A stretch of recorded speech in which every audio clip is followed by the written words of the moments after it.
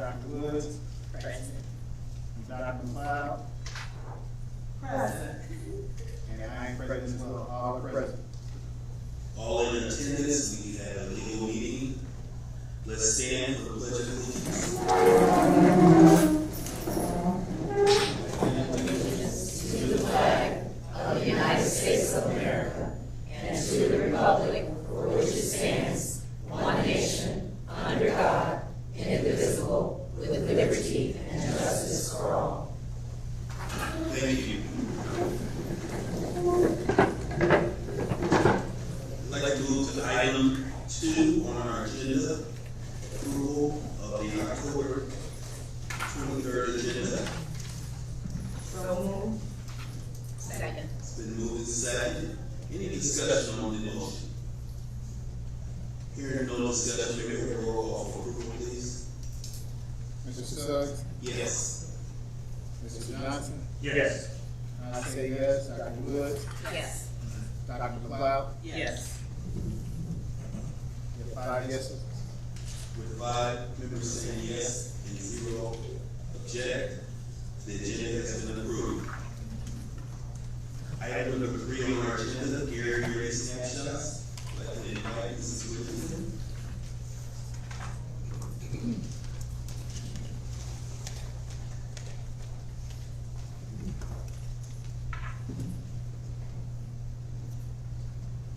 Good evening, school board members, Dr. Stokes, and members of the community. It is always a pleasure to present this portion of the school board meeting entitled Gary Gray Snapshots. It is our opportunity to shine a bright light on the spot in the district where something positive is taking place.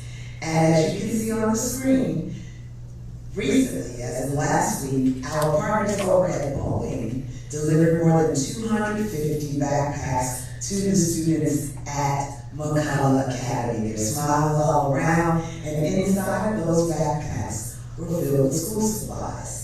And so we often focus on the beginning of the school year when we get our school supplies, and then they start to come out.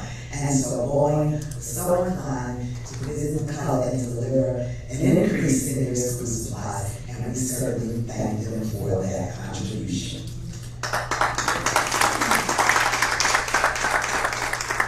And as we also know that October is marked as Breast Cancer Awareness Month. And we did a challenge across the district to bring more attention to finding a cure for breast cancer, and led by our administrator, Antoinette Dixon, encouraging all of our staff, volunteers, and members of the administration across the district to wear pink. And on last Thursday, it was officially Pink Out Day. Then there was a bit of a competition in the main office of whose outfit was the most attractive or the most standing out in the administrative office, and we were able to vote. And Melanie Morris was victorious, and she is pictured there, so let us congratulate Melanie Morris. And she was gifted a gift card, and I believe some donuts, so it was worth pinking out.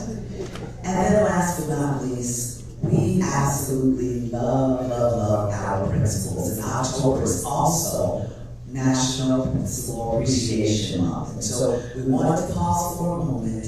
I invite all of you to just think back to one of your favorite principals who just maybe said a kind word or gave a word of encouragement or just made a difference in your life and said thank you. And then bring it forward to the principals of the Gary Community School Corporation. We appreciate you, we need you, we support you. This concludes my report, and I will turn it back over to the board, Mr. Suggs. Thank you. Item 3.2, Mr. King. Good evening, Gary Community School Board members, Dr. Stokes, and Gary Community. My name is Aaron King, and today I'll be doing a step tutorial on how to access and operate board accounts. Again, Dr. Stokes feels that it's very important to share all of the board meeting information, make sure that it's visible and accessible to the public. So with that being said, to get started, the first thing that you do to access board docs is to go to the Gary Community School Corporation homepage. That can be accessed at garycnsc.com. gary.k12.in.us. Again, that is garycsc.k12.in.us. Once you arrive at the home page, you're gonna go to the blue bar at the top. When you get to the blue bar, you're gonna press on school board. Once you press on school board, you will scroll down. And once you get to the bottom of the page, you will go to the board docs/board policy button. Once you click into this button, this will direct you over to the Board Docs platform. And you will see once you get to the Board Docs platform, you will arrive on the welcome page. If at any time you get lost, feel free to hit that welcome button, and you will be right back where you started. So the first thing we're going to do is go over the options that we have to choose from on the top right. And so the first thing we're going to go to are meetings. So once I click into meetings, you will see they'll all be listed here on the left-hand rail. These are all the meetings listed since Dr. Stokes has been attending. So for example purposes, we will access an old meeting. We'll go back to September 5th. Once you click on it, it will expand over here to the right side. Once you get to the right side, you have a few options at the bottom. You can view agenda. If I view the agenda, I click here. It will take me to the agenda page. And then again, you can see here all the action items are listed here on the left-hand rail. And then if you want to drill in deeper, you can click into them. I'll click into this one. And then I can access the PDF for the field experiences here. And when I click on that, all the information will pop up. If I want to exit, I just exit out here at the top, press X, and I am back at the agenda portion of meetings. So to get back where I started from, I'll go to the welcome page, I'll go to meetings, and here again, I'm in September 25th. So the other options that you can choose from are to download the agenda as a PDF. You can print the agenda, you can also view minutes by clicking this button. When I click the minutes, they all come up here, and you can scroll down to see them. And if I want to exit out there, I just click the X in the right top hand corner. The next feature that we're going to go through are the policies. So if I want to go to the policies, I have to go back to that tab at the top. I click into policies, and then as you can see here on the left-hand rail, all of them are accessible here. The zeros and the 5,000s are all approved and updated on the site. The 3,000s and 4,000s have been approved. However, we are waiting on our third-party provider, Neola, to enter all that information into the system, so that will be updated shortly for everyone to access. For example purposes, I'll go to the zeros, bylaws, and I'll just click this plus sign. Once I click the plus sign, I can go through and see all the policies listed. And if I click into it, it will expand over here on the right side. If I want to get out of the zeros and go back, I'll just click the minus sign. And if I want to go down again, let's say for 5,000, I click the plus button. And all of those are listed here as well. And again, you just press that minus sign to get back to where you were. Again, if I get lost, I can just go to the welcome page and start completely over. And if there are no other questions from the board, that concludes my presentation on Board Docs. Thank you, Mayor. Any questions? We're at item 4 on our agenda. Public comments. Mr. Johnson, can you share that information, please? Garrett Community School Corporation Board of Trustees welcomes comments from the community. As a result, the agenda for each regular meeting provides public expression.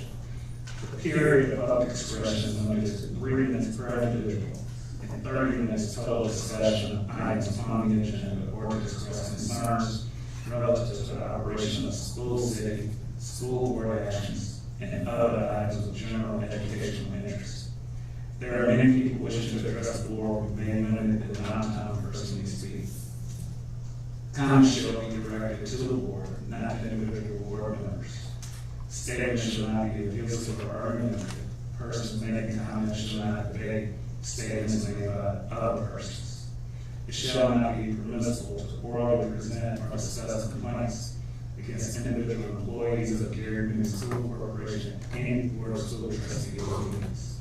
Issues relating to personnel, individual circumstances, or an individual school will be referred to the building principal or an appropriate administrator in an attempt to resolve the issue prior to appeal before the board. The speaker cannot transfer the remaining time to another person. The board president will enforce these rules and may take actions necessary to maintain order at the meeting. Such actions may include but are not limited to interrupting the speaker's statements too lengthy, unduly repetitive, or otherwise violates the rules. The president may terminate the address of any speaker who violates these rules. Limit the total amount of time devoted to public comments if there is a large number of people wishing to address the board, or if there is a large agenda of other business before the board. Thank you, sir. And just a comment, we do have a full list today, so we will be very aware of our policy. I'd like to start off with Mary A. And unfortunately, I'm not reading the last name. Thank you, Mr. Reese.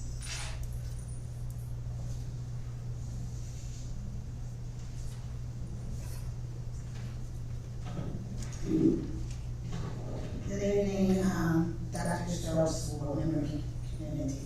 I'm Mary Ann Henry, who's a retired licensed teacher working for Gary Community School Corporation. And I came before you, probably should do it. I advocate for our retired teachers to need a raise, and I was asking for $2.50 raise for the retired teachers. Every one of the retired teachers are life licensed or they're licensed for the next 10 years. So that looks good when you have all teachers that are licensed, not with a provisional, not with an emergency, but a state license. Next thing I want to talk about is that I was trying to see if we could get our high school students put on a bus and take them downtown to register, not register, but to vote. I talked to Dr. McLeod, she told me to call the principal, and I did call Westside, and I was unable to talk to the principal. I was told to email, so maybe someone else can take care of that, because I did not email.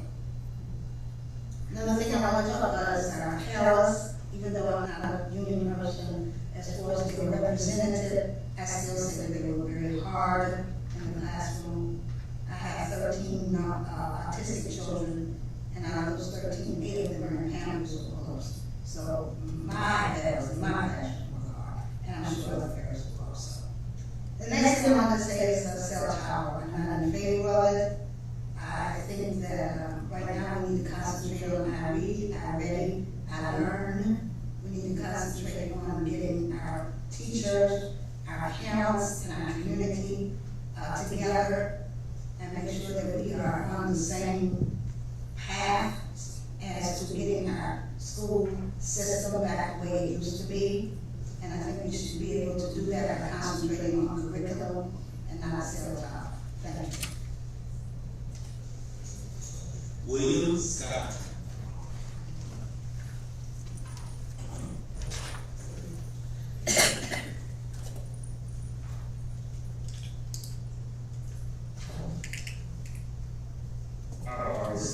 Good afternoon or good evening to Superintendent Stokes and the members of the board. I was looking over my shoulder to Mary because she made a comment regarding the very topic which I came from Chicago to bring to your attention. She mentioned that the students at the remaining high school in Gary, Westside Learning, I just happen to be intrigued with the prospect of Gary claiming the national title of the first high school in the nation. I can see it on Good Morning America with Bob Robinson and Matt Strahan, the student council president, the class of 2025 president, and working in training to bring back the goal, just like the goal from the past limited, that every age eligible Gary High School student legally able to vote on November 5th, did pre-register and did vote early. A flag will be raised right here in this district before I did that in under 1 minute. That was encapsulated for. I am super serious about this. I see no reason why we should ignore student leadership in every high school in America and turn them into the city, county, state, and federal elections. They are our future board members. They are our future elected officials. They are our future educators in all the professions. But we all know many times student government and class of whatever year does not get set attention and the athletic program in the school.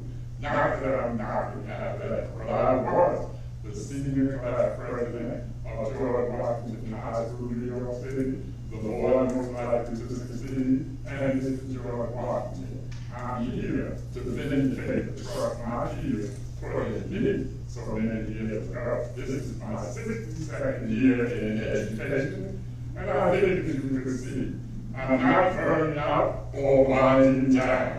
I am honored to be here to bring this challenge and to back it up. It's all in writing. I thank Superintendent Stokes and your Honor, the head of human resources, because they came to something called Silver Monday. Rosie Washington has a forum on Monday mornings where I commute all the way from Chicago on the 848 Metro just to be in that room because she interviews the movers and the shakers. So I hope at the next looking great, I think it was called Gary Ready Snapshot, you'll be trading the title, Gary brought back the gold from the past Olympics, the first high school in the nation, 100% registered, 100% vote.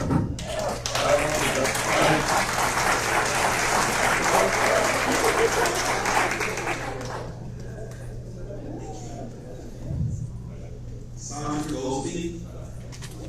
Thank you so much.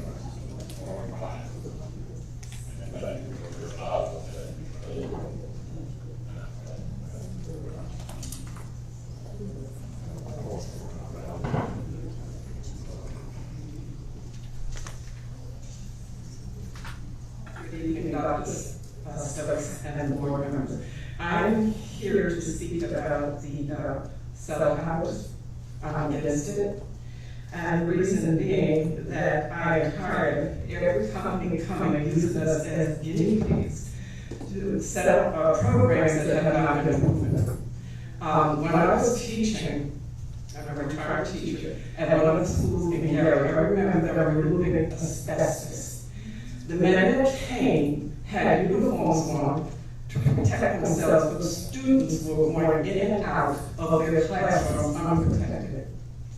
At that time, we did not know what would happen and what the long-term effects were. Now we know because we're here advertising on TV that you can get cancer. So we don't know what the long-term effects would be with those cell towers. So I'm totally against that. And one thing I do like, though, is the idea of having a medical facility at Westside High School. I was able to go down to the southern area of Indiana and observe schools that had medical facilities in them. And those schools had a lower rate of absenteeism. They also have that program in Portage. And students, rather than going to a doctor to have themselves examined and participate in sports, they have it done at school. So I like that idea. Thank you. Ed Gardner.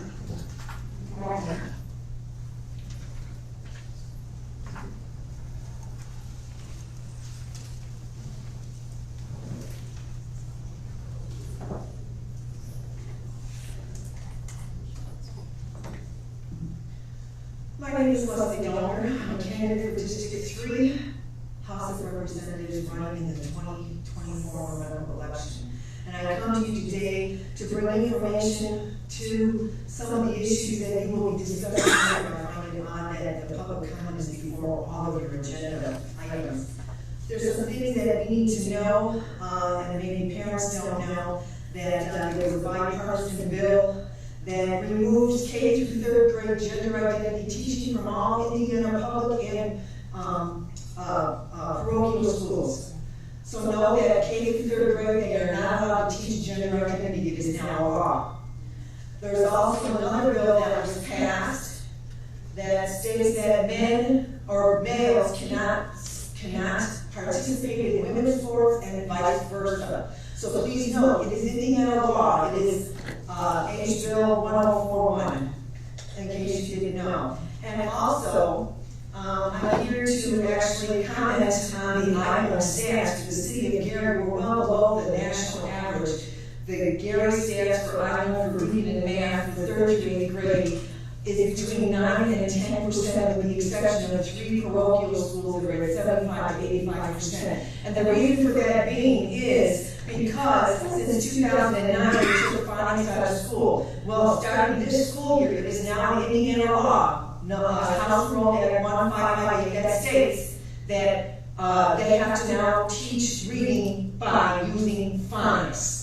I want every parent to know that because they took phonics out of school. And finally, I want to discuss and let everyone know that I am a strong component against the health centers in the education school system. What parents may not realize is that I've been going to Lake County Public Health meetings, and they are duplicating services. All of their key performance indicators are based on the CDC website, which is not a government agency, but it is a foundation where Dr. Judy Monroe is also a part of Davos, the World Health Organization, and the World Economic Forum. And these indicators, they're duplicating services. They want to hire a TB manager in these health centers to oversee 4 TB cases in Lake County in 2024. That's a waste of money.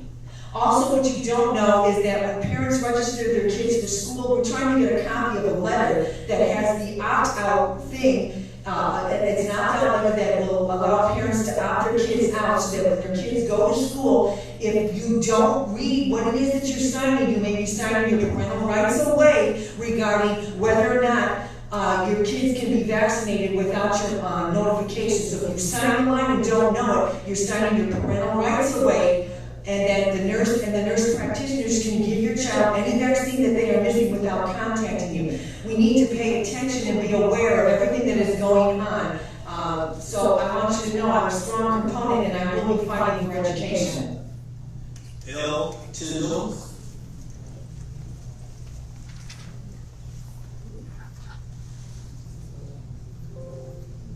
L. Initial Tyndall.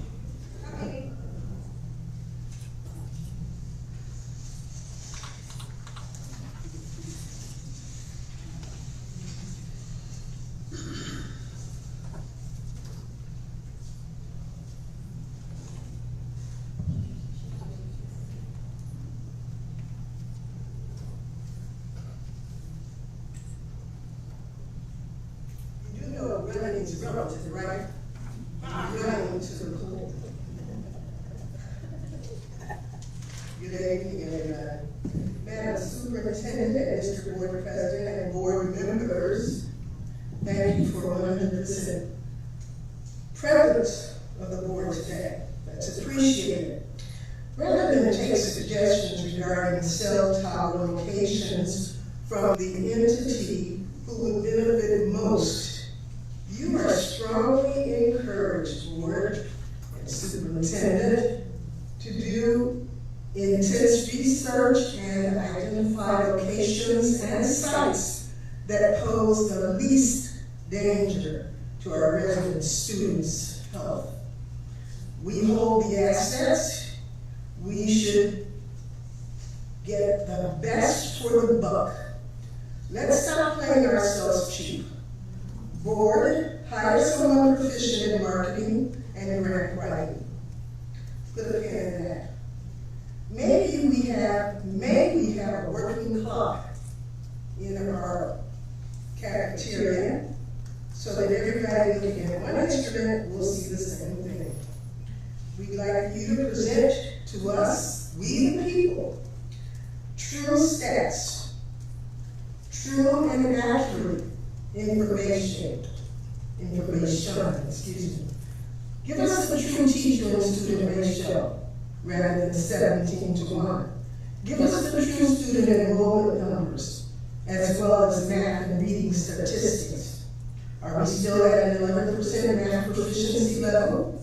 Are we still at a 5% reading proficiency level? Superintendent Stokes, when is the community parenting training gathering you promised us at the beginning of your time here? When will that take place? When is the MGT's presence in our administration here? We asked that they not be here anymore.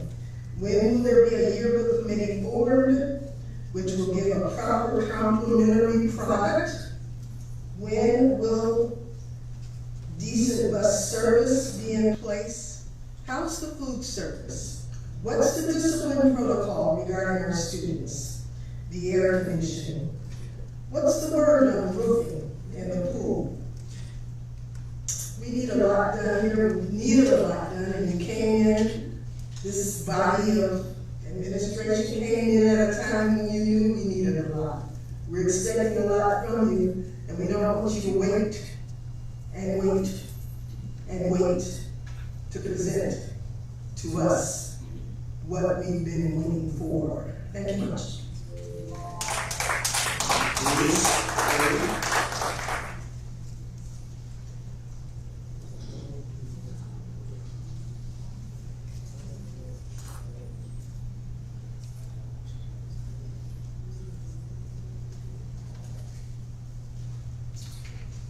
Hello.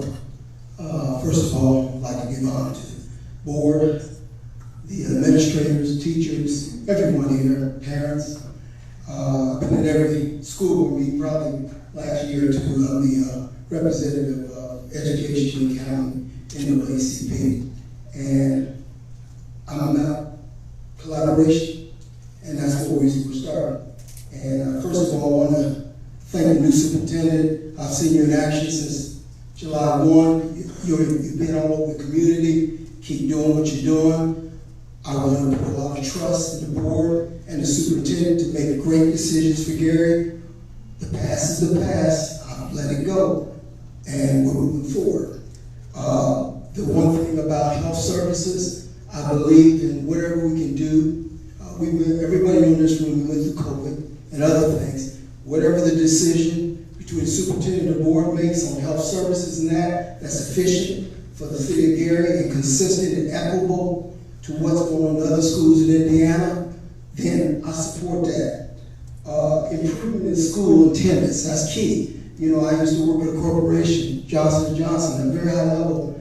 We had employees come in, they had health services there, you could get almost surgery in health services, that good. But I'm just saying there's things you can do that avoids going even at a pharmacy there. The other item is capital spending. I just want to thank the superintendent last week about being transparent on the issue, because I kept wondering with this big lake and everything, why Gary's schools don't have a swim team like I've seen in other across the country. We need kids that can do lifeguard work in the summer and other things, save lives. So if we got to use collaboration, the YMCA pool and others, let's use them. Keep fixing those bathrooms, put the dollars in, that's first. And just take, right now, you can't eat an elephant in one day. You can't eat an elephant in one day. So all I'm saying is, I support you. If I see you going wrong, I'm going to call it. If I see you going right, I'm going to call it. So I just want people to be positive and be the solution and the answer, and not always just making recommendations around, this is what you need to do. No, this is what I need to do, what you need to do. Everybody in this room is part of the solution. That's all I got. I just want to say a few things. Thank you. Mrs. Sadowski.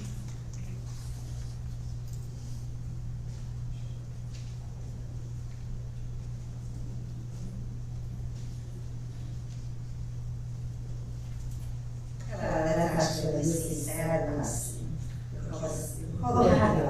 they call us sandboxes. I did half years in LGRA for almost 27 years, and now that I got beyond my 8 children and into my 10 grandchildren, I'm able to pay more attention to what's going on in the school boards and that kind of thing, and starting to come consistently this year just to see what's being done. And I'm appreciative that the school board has been what appears to be transparent as far as the budget, about where monies are going to go, what decisions are going to be made. And I'm glad Ms. Stokes coming on and hopeful that it's going to be a bright future, because I know your children that we've always reached out to them through our church, and I've had them read Bible verses to me and not be able to read them. And so I'm so hopeful that the school will be going forward this year. I just had questions I had to ask at the other meeting. I wasn't able to because I had to leave for church as I'm a deaf interpreter, but I did want to ask just a couple of things. There was some grants that were given because of the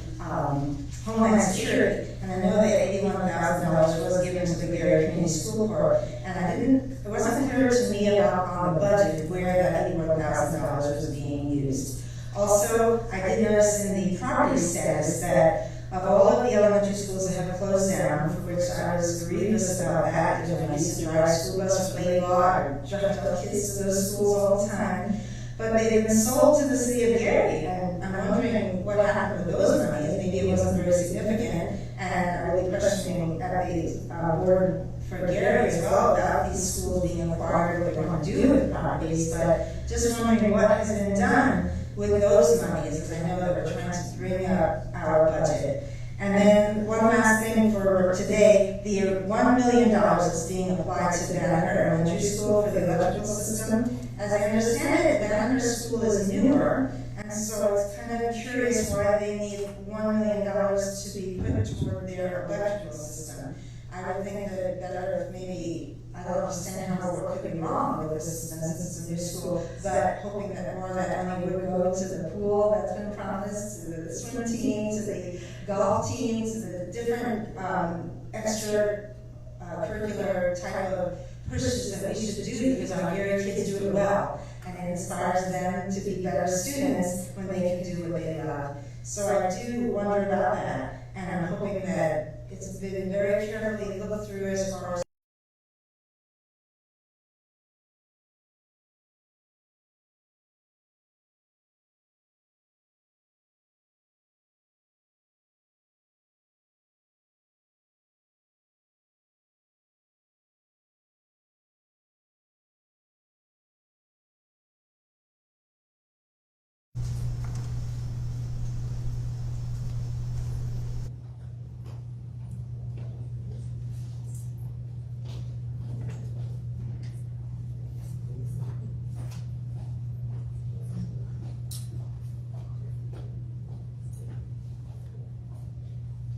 Good evening, everyone. Good evening, Dr. Stokes and board members. I'm just here, I know you're probably tired of me. Every time I'm here, I talk about the same thing, but I didn't realize that this was going to come up for a final vote tonight. And so I had to be here to reiterate to the board that I think it's a very foolish idea that someone would come and present to us and think that we would agree to a 50-year contract for cell towers. I mean, that makes absolutely no sense at all. Probably none of us would even be around to see what would happen after 50 years, and I would hate to think about our students being exposed to cell tower radiation generation after generation. I don't know if cell towers cause cancer, but we do know there is documented evidence that it interferes with memory, sleep, and all other kinds of things that have to do with students being able to be on task at school. And so I'm sure that no one in this room and no one on this board wants to make life more difficult for our students who are already trying to navigate childhood, which is not easy for any child. So I'm hoping that the board will make a common sense decision tonight to vote this proposal down and to not allow just anyone in the future to come here and make a presentation to us that is so insulting. $17,000 a school for 50 years. Are our children really not worth anything? Is that what they think? It must be what they think because that's what they offered. And the other thing is, of course, when the gentleman, when Vince was here talking about, that he couldn't find out. He couldn't find out where there were schools that accepted these cell towers. That was proprietary information. But I told you at the last meeting, I went through the list, and I'm not going to go through it again, how many schools, districts across this country have banned cell towers. Restricted them, banned them outright, whatever. But they are not in huge school districts. So again, I found their proposal outrageous and insulting, and I'm sure that this board will use common sense in voting it down. Thank you. Jenny Rudaham.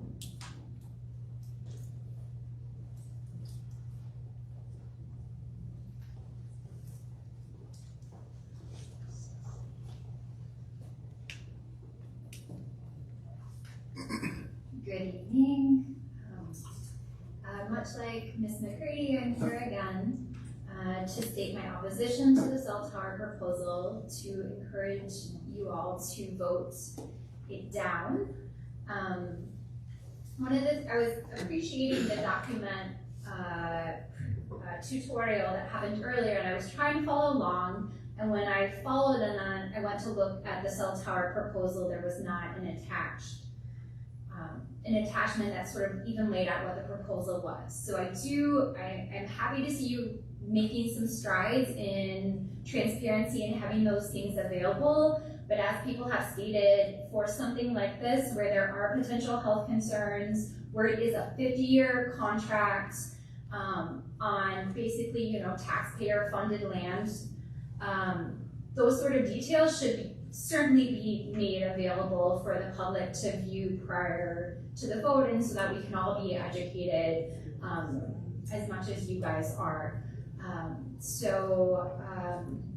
Again, I'm thankful for the progress that this board is making in terms of accountability to the public and transparency. I think this would be a great example of something that should get highlighted where the full proposal, so people can understand the details, because the presentation was very limited that was given by Crown Castle. There wasn't a lot of information. In doing some research, I shared with the board, there were considerations around who covers the cost of utilities and maintenance and things like that, and none of that was included in their proposal, and it's the kind of things that we would want to consider, and I hope you would want to consider whenever we're entering into an especially long-term contract. I would also encourage the board with issues like this. I'd love to see more involvement in engaging parents and families and the residents that are adjacent to these schools. I live adjacent to Gary Middle School. And I would have loved to see a public meeting happen at the school to inform the parents and let people know what this proposal considered, especially that it would be 50 years in their backyards, for neighbors in the community and for the children attending. So thank you for what you've done. I would also say someone brought up grant writing and partnerships and things like that, and I would love to, and I'm willing to help through Gary Advocates for Responsible Development, or just as a citizen and neighbor, to see more of that sort of considered before we consider things like the cell tower proposal. I don't know if the city has a boosters club yet, but I think there's a lot of things we could do, even like an old-fashioned bake sale, to help bring in funds for the school corporation that wouldn't be putting anyone at risk or locking us into a bad deal for 50 years. Thank you for your time. James Abrams. Thank you. Morgan. Last name.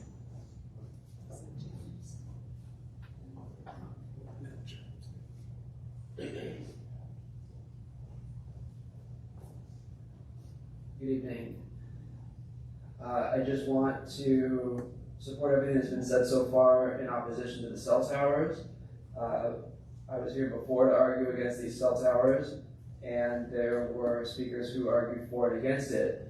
Even the people that argued for it conceded that some people seem to be especially sensitive to this type of radiation, and so it seems like, at least among the commenters, there's a consensus about that. Now, among the kids at these schools, we would have no way of knowing whether they were sensitive to the radiation being emitted from these towers until it began affecting them.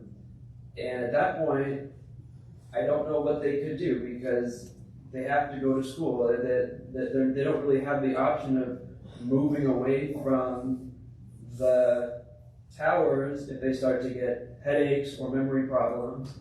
And I don't think that's fair to do to our students. I also think that 50 years is a really long time for a relatively new technology, and there's no reason to think that technology is going to be static for the next 50 years and that these towers will even be relevant in 15 or 20 years. So I just want to reinforce my opposition to the towers being placed on the schools, and I thank you for your time.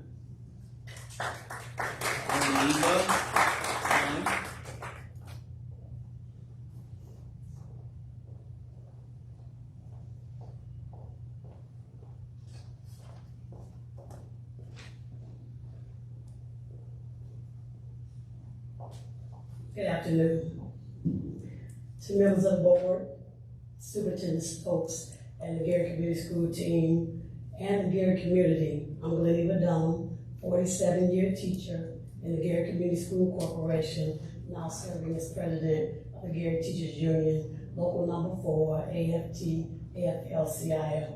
I'm speaking on the agenda item, cell tower opportunity. There's been much said about this item from many community members, and I think the general consensus of the community would be a no vote from each of you. There's mixed information about cell towers. The sentence that continues to catch my attention and all my seeking of information is more research is needed. There are reports that cell towers have been linked to negative health outcomes such as headaches, sleep issues, and reproductive issues. In Local 4, we have union building representatives in each building.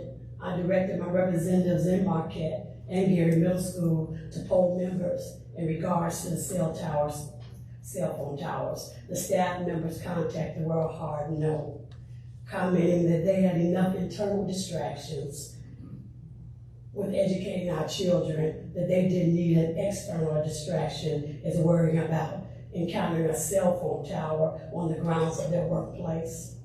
As state president of AFT Indiana, I contacted my 27 locals of districts as far as Ohio River to where we reside in the region. The findings were out of 27 districts, 2 school sites have cell towers. At the last meeting, I felt it was disrespectful to the board that the company Crown Castle would not answer the question about where their towers were located, saying that this meeting is on Facebook Live and that everybody has the opportunity to know that if you vote in the affirmative, there will be cell towers here in Gary. There's a financial piece to this opportunity. I would not want the Gary Community School Corporation to become that place where offers of all kinds are extended because there's a belief that we are in desperate need of funds. This community voted on and passed a referendum to help with the financial obligations of Gary Community School Corporation. Gary historically has been known by many as a dumping ground for projects where more research is needed. The city is headed in a new direction. I asked our mayor about the cell phone tower issue. I asked him in all of his vision of a greater Gary is our new theme. Did he envision cell towers being placed on properties where our children and staff have a 15-minute recess outdoors on our beautiful playgrounds? His answer was no. I feel collectively, the board, the administration, and the staff can put our best foot forward and make Garrett Community Schools the best choice in the region for the children and families. As we do know, the money comes with the children. In closing, we hear horror stories about what happens with wrong environmental decisions for our community and children. Due to the fact that more research is needed about the impact of cell towers, I would ask this board to vote no. Thank you.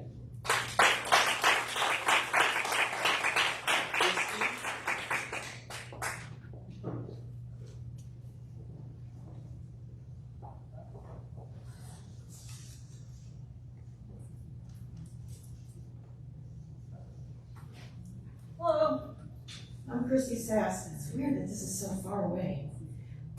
Is one of you the secretary for the board? Somebody's taking notes? Thank you. Because at the school district I used to go watch the meetings, they would get back to the people by email. As opposed to just people ask questions and then they don't get answers. Anyway, I got 3 things to say. One is pretty positive, 2 are not. So I'm gonna start with the negative in case I run out of time. I'm gonna give you some information references. So if anybody would like to dig into why the education is, why the scores are so low, I'm gonna be giving you some things you might wanna look into. So if you need to dig out a pen, do it now. The 3 things that have to do with the curriculum and the grades, the scores are reading, comprehension, and math. So I want to talk about comprehension first. There's a book called The Knowledge Gap by Natalie Wexler, W-E-X-L-E-R.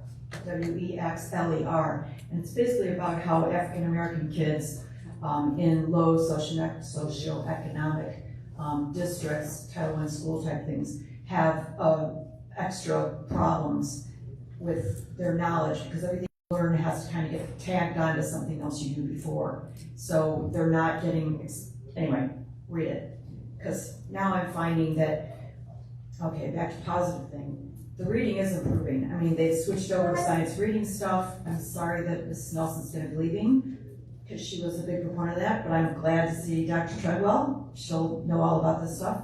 So the reading's getting better, but now the kids are scoring good on actual reading and phonics, but they're not scoring good on comprehension.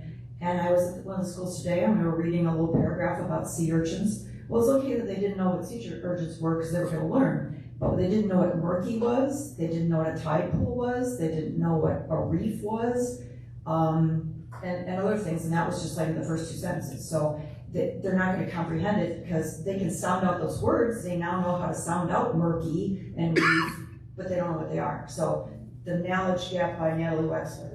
And then the third thing is the math. And unfortunately, I think that the same thing is going on with teaching math that was going on with reading. And the Sold a Story podcast sort of exposed the reading problem, but there hasn't been anybody really do something masterful about the math problem. But I have found a podcast called Chalk, like on chalkboard, Chalk and Talk. And she talks about some of the issues with teaching math, but in one sentence, they're teaching kids strategies, even when they're little, as opposed to making them learn the facts. And they can use the strategies later, but you gotta know that 8 plus 3 is 11.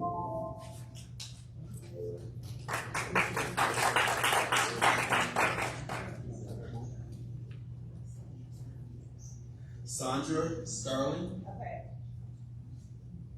Robert Bugs.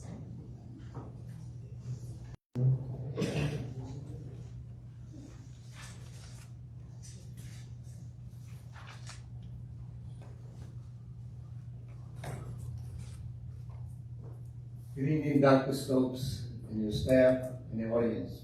I got 3 quick things I want to say. The first thing I want to give some clarification, legal clarification, that this board, I think I read in the code requires this board, before they vote on any action items, that the public must have an opportunity to say for or against. I need some clarification on that. The other thing is, Attorney Darnell Lyles has been trying to come into the schools to talk to some of the students in case they wanted a career profession in law enforcement, in law. And every administrator has turned him down. So I'm asking this administration, will they allow him to come in and some other entrepreneurs to talk to the young men about, and women, if they want that law profession. The other thing is, I can't understand why the cell tower is still on the agenda. Now, if in fact, Senate Bill 327 has returned local control back to Gary. And for the last 3 meetings, every citizen has got up and spoken against the cell towers. So if the board votes for the cell towers, then it is not local control, because you have all these people out here, you have overvoted, shall I say, what they want for their children. The other thing is Crown Castle. One of the board members asked me if they would consider upping from $17,000 a year. And I think they raised it $200. Now that's an insult. The whole idea of $17,000 is an insult. But what's going to happen in 50 years from now? Cell tower will be outdated. With a cell tower on it, that's not feasible. But the most important thing, our students deserve a clean environment with learning opportunity. Thank you.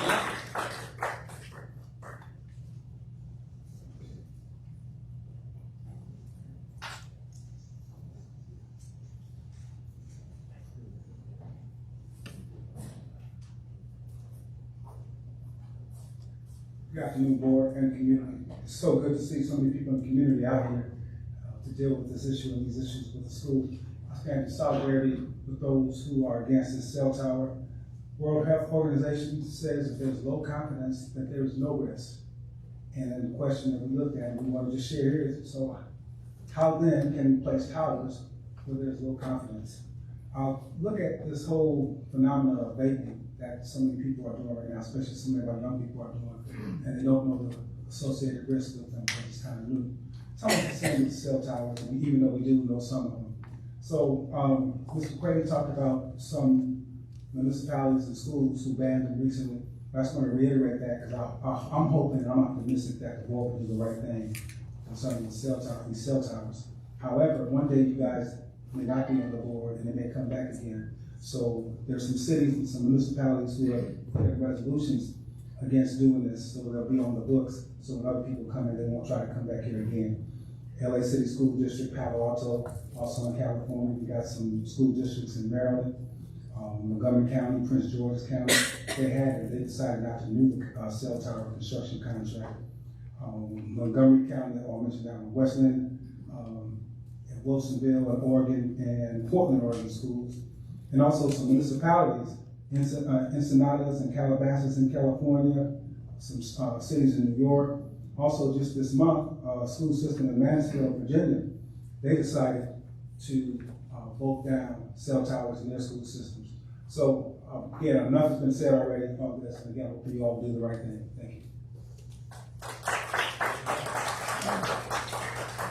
We now move on to item 5, consent agenda on our agenda. Mr. President, I make a motion to approve items 5.1 through 5.6. Is there a second? Second. Motion? It's been moved and seconded. Is there any discussion on the motion? Hearing no discussion, may I have a roll call for approval, please? Sure, Mr. Suggs? Yes. Dr. McLeod? Yes. And I say yes as well. It's 5-0.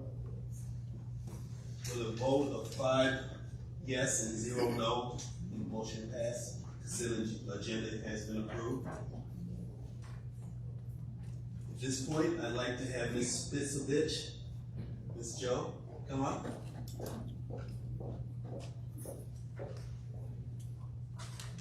Good evening, esteemed board members, Dr. Stokes, and community. It is my pleasure to introduce Chelsea Stalling Whittington, our Chief Public and Community Relations Officer. Mrs. Whittington is a native of Gary, Indiana, and proud graduate of Westside High School, where she achieved the ranking of salutatorian. Mrs. Whittington also attended Howard University, where she accomplished her Bachelor of Arts in Broadcast Journalism, graduating magna cum laude, and Purdue University, where she gained her Master's of Arts in Organizational Communications, graduating summa cum laude. Mrs. Whittington's career in public relations and communications spans more than 30 years, having worked for the Peace Corps Recruiting Office in Arlington, Virginia, the Office of Congressman Charles Rangel, Democrat, New York, JWA Boys and Girls Club, Lake Area United Way, Horseshoe Casino, the Gary Community School Corporation, Johnson Publishing Company, the publisher of Ebony and Jet magazines, U.S. Cellular, City of Gary, and Chicago Urban League. Since 2015, Chelsea has operated her own PR consulting firm, C-WIT, where she develops public relations and social media strategies for clients, as well as presents workshops and trainings on social media and public speaking. For the past 5 years, she has served as the PR consultant for the Gary schools through MGT. She was instrumental in helping pass the referendum and keeping stakeholders informed of the district's progress during our years of state oversight. More than 20 years ago, Mrs. Whittington served as Director of Public Relations for the Gary Community School Corporation, so this is indeed a full circle moment. Mrs. Whittington resides in Gary with her husband of 15 years, Terrell, the love of her life, and their lovable black Labrador, Pepper. Please help me welcome Mrs. Chelsea Whittington, our Chief Public and Community Relations Officer.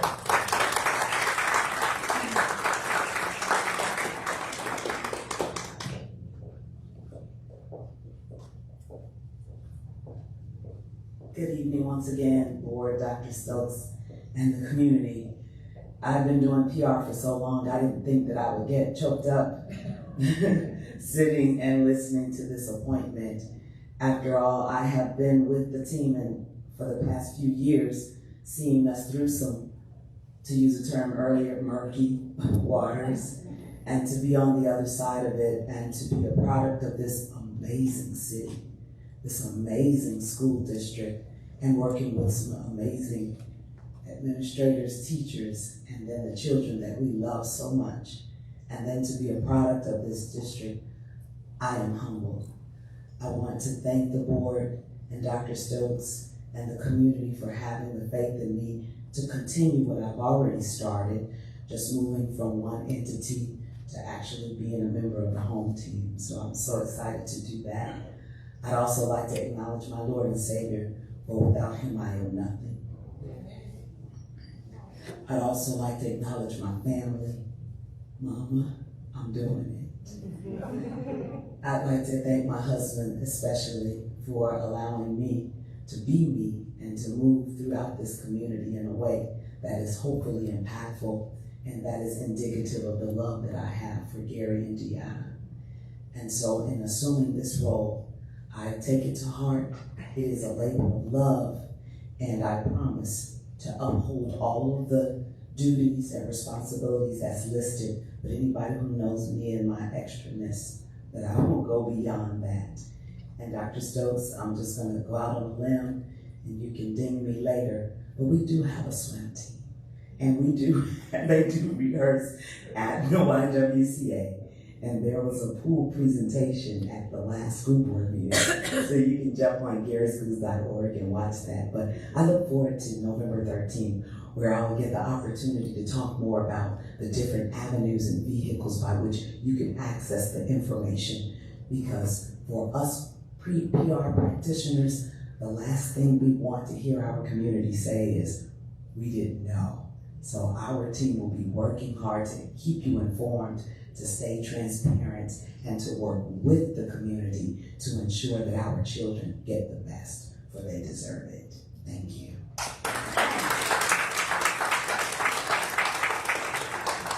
Moving to item number 6 on our agenda, invite Linda Zaborowski up. Thank you. Good evening, school board members, Dr. Stokes, and community members. Tonight, we are very excited to give you a short presentation of a request and an update on our food service department. We're requesting some updated equipment, which is much needed in a few of our schools. I would offer and like to ask Damika Ware to come up and assist me with this presentation. She is our boots on the ground person that is in all of the buildings and in the cafeterias.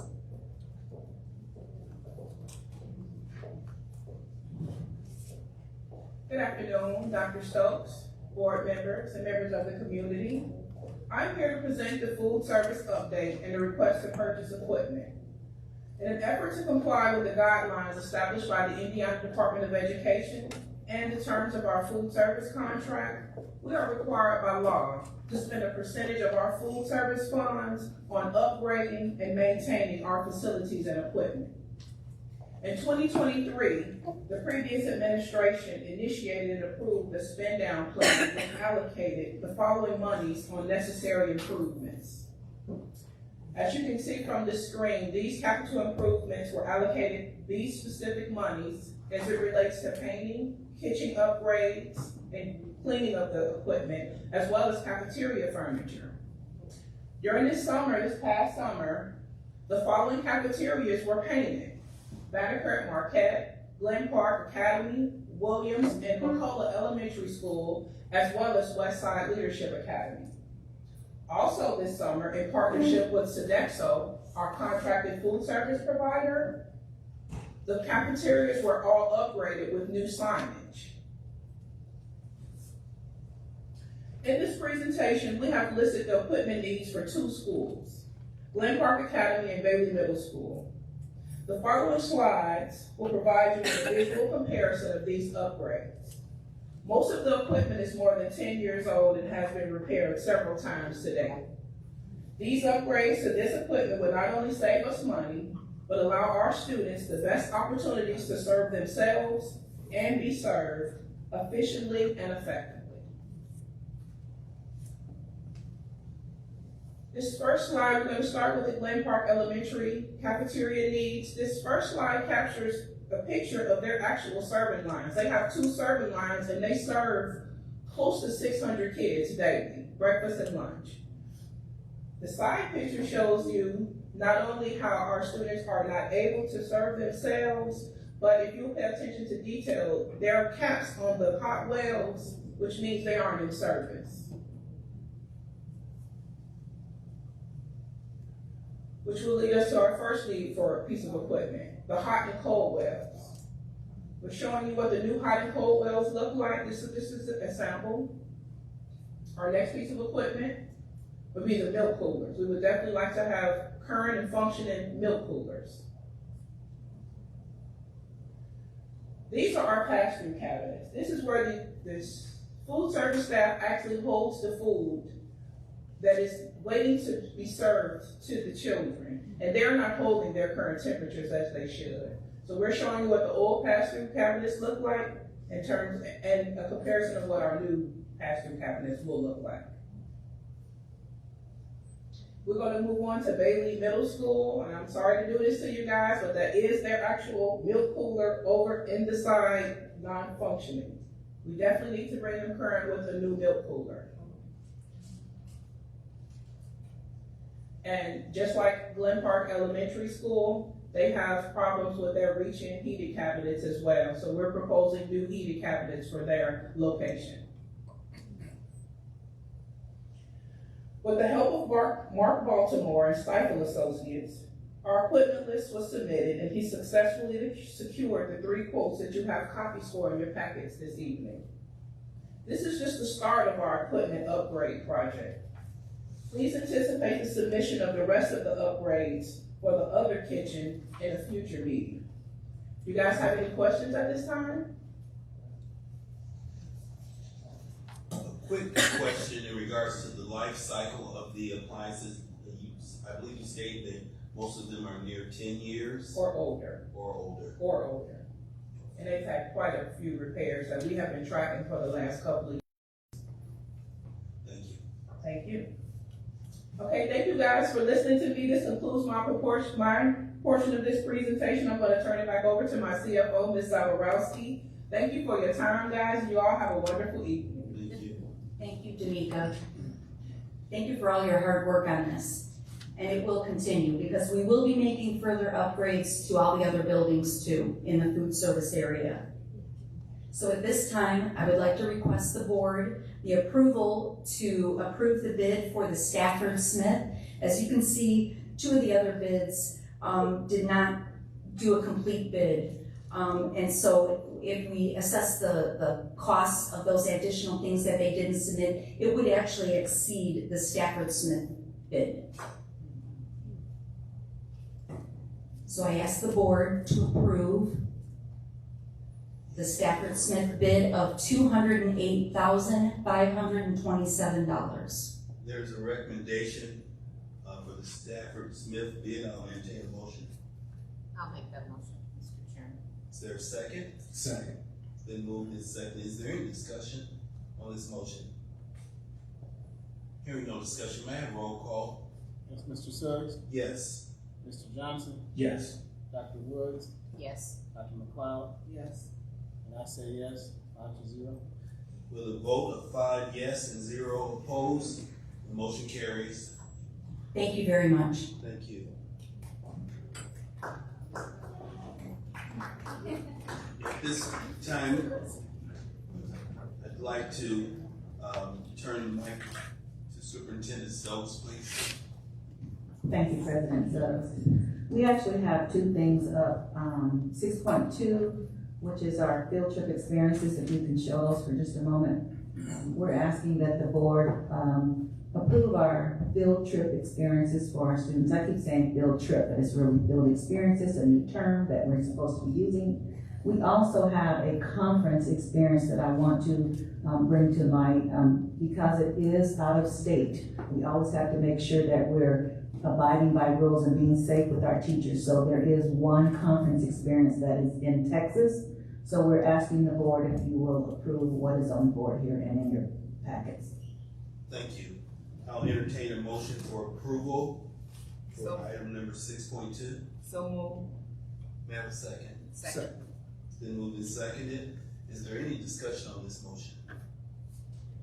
May I have roll call for approval, please? Mr. Suggs, Yes. Mr. Johnson, Yes. Dr. Woods, Yes. Dr. McLeod, Yes. and I say yes, 5-0. With a vote of 5 yes and 0 against, the motion carries for the field experiences and conference experiences. Mr. Suggs? Yes. On item 6.3, we were proposed as the district with information from Crown. My technology director, whom I respect, came to us and told us that there was an opportunity to be able to maybe have more support for our students via their connectivity over in the Miller area. At this time, however, we have listened to the information that Crown has provided to us. We have listened to information that our community members have provided. We've done some of our own research. And at this time, as superintendent of Gary Community Schools, I am respectfully requesting that the board vote no to this particular opportunity. Thank you, Dr. Stokes. At this time, I'll open the floor up to see if there is a motion for approval. It's a motion to accept the recommendation of Dr. Stokes.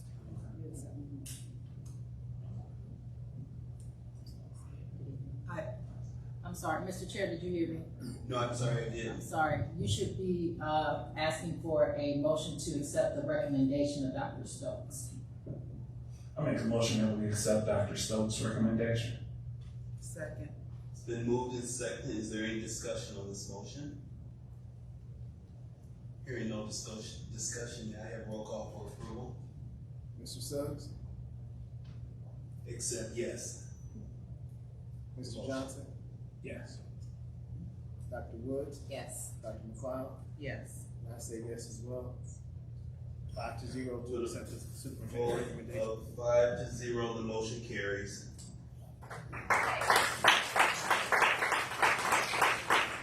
let's move to item 7 on our agenda, informational items. Dr. Bishop Morris.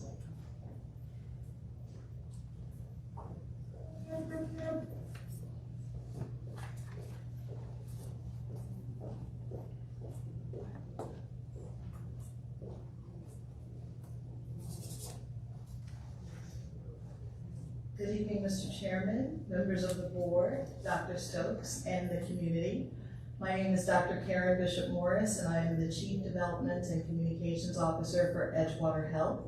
And with me is Dr. Jerry Browning, Chief Medical Officer for Edgewater Health. We are so pleased to have an opportunity to present to you tonight a rationale for a school-based health clinic with Edgewater Health as the provider. So on this slide is our mission statement. This is what we've been up to for the last 50 years, providing comprehensive physical and behavioral health care services for individuals and their families. Edgewater Health is the only community mental health center in the city of Gary, and to be a community mental health center has very specialized meaning. It means that the staff has the education, has met the ethical requirements and the experience to be a community mental health center. It also means that we have the specialized and unique specialty to deal with children as well as adults with mental illnesses. I won't read the slide to you, but this is our vision statement. Basically, it says that we are committed to continuously developing and delivering high quality, affordable, whole person care for patients.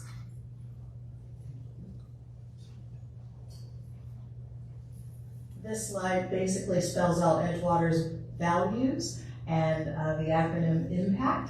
Again, we try to actualize these values: integrity, mutual respect, professionalism, accountability, community, and teamwork in everything that guides our organization.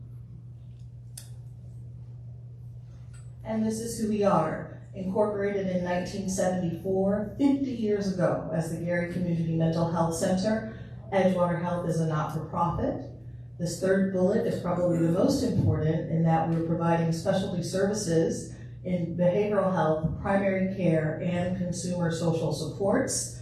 The average tenure of our leadership team is 10 years, and we're providing services currently across 10 locations in Northwest Indiana. This slide outlines our various designations, certifications, accreditations, and affiliations on both sides of the healthcare spectrum: primary health care as well as behavioral health care. And again, I won't read them to you in the interest of time, but we have long-standing relationships with HRSA, with the Indiana Division of Mental Health and Addictions. We're accredited by CARF, as well as ongoing projects funded by SAMHSA and others.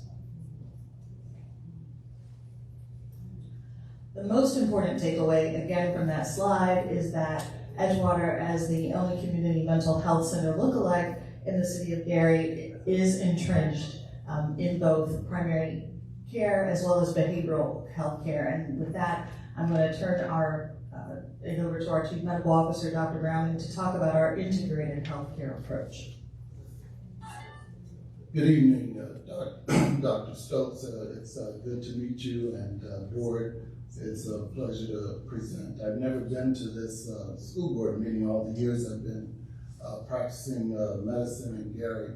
I've been here for 40 years practicing family medicine, and in my career, there were more than 80 practicing African American physicians here in the city of Gary. As well, there were other diverse people practicing medicine here. Now we've probably got much less than a third of that, maybe even less than that.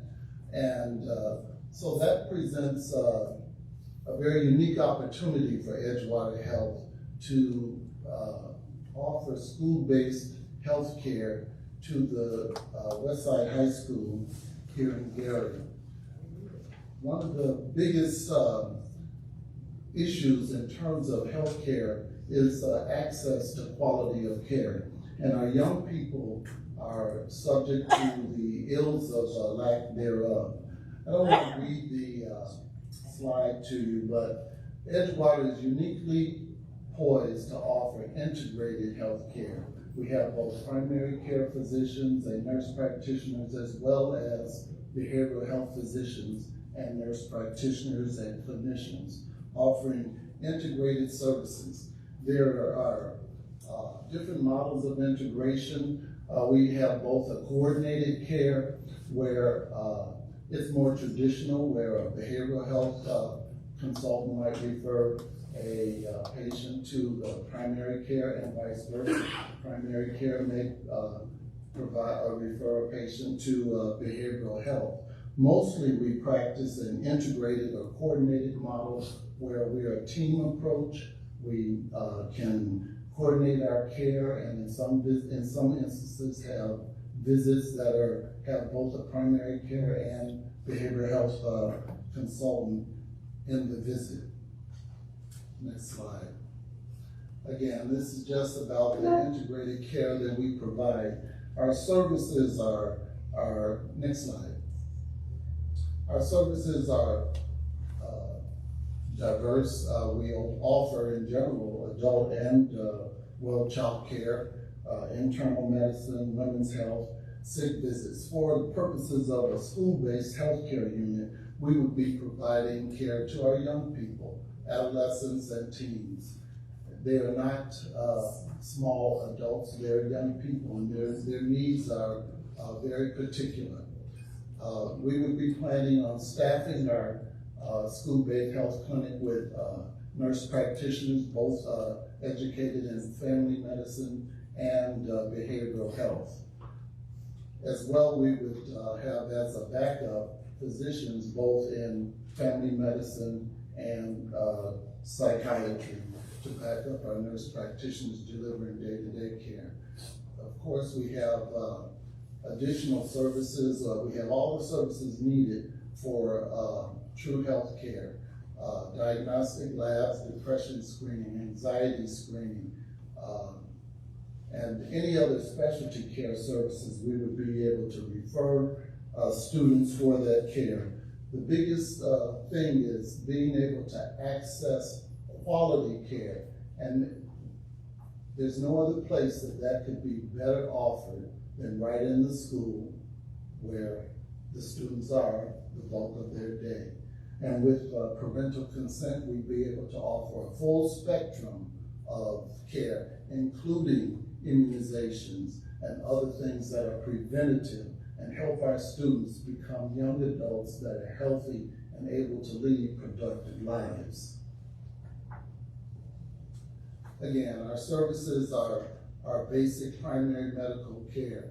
Preventive services are so important. Sometimes our young people become pregnant and we institute prenatal care and be able to refer them for appropriate long-term care during the pregnancy if that's their choice and situation, and then be able to provide postnatal care and as they reintegrate into the school curriculum. Again, we have ongoing services including HIV screening and appropriate care, as well as we're affiliated with Genoa Pharmacy, and we have access to low-cost pharmaceuticals with our 340B discount program, and we operate that program through Walgreens and CVS retail centers around Gary and surrounding areas. Next slide. Just some pictures here of our clinics. This is the primary care clinic waiting room at the main campus on 6th Avenue. Next. And we have addiction services at our Turning Point Center on 6th Avenue. Again, our primary care center, this is one of our newest centers at 5495 Broadway in Maryville.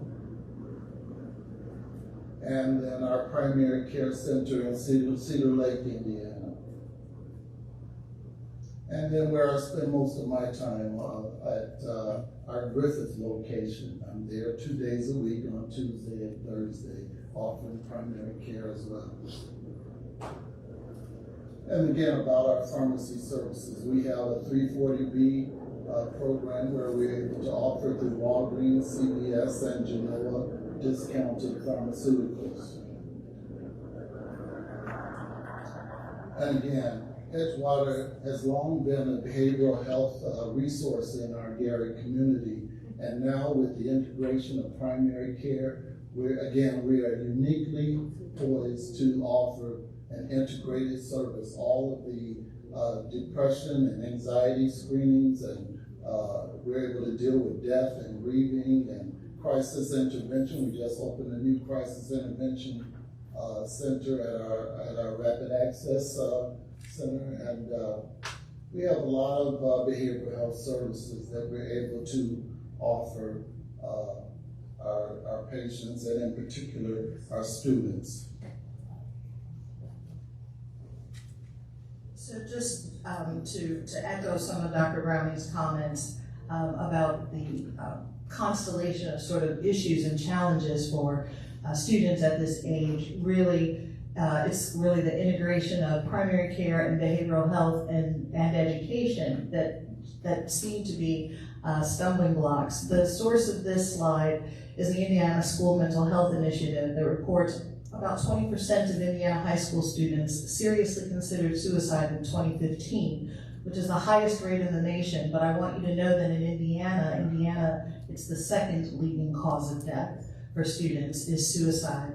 Imagine 250 students from GCSC attempting suicide, or having suicidal ideation. 29.3% of students in Indiana reported feeling sad or hopeless. Imagine nearly 400 GCSE students showing up to school every day feeling sad. I'll tell just a quick story about a student, I'll call him John. John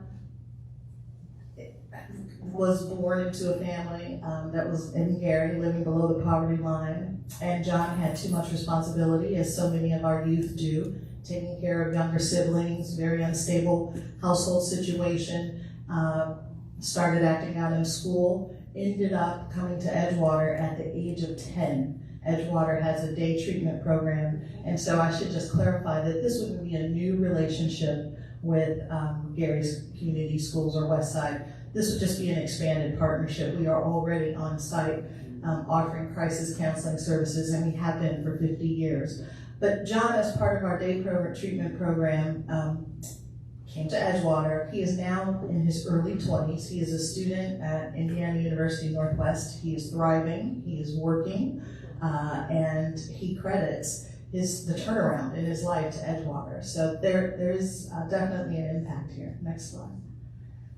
This slide actually shows adverse childhood experiences, and basically we know that these experiences are the best predictor of poor health and the second best predictor of academic failure.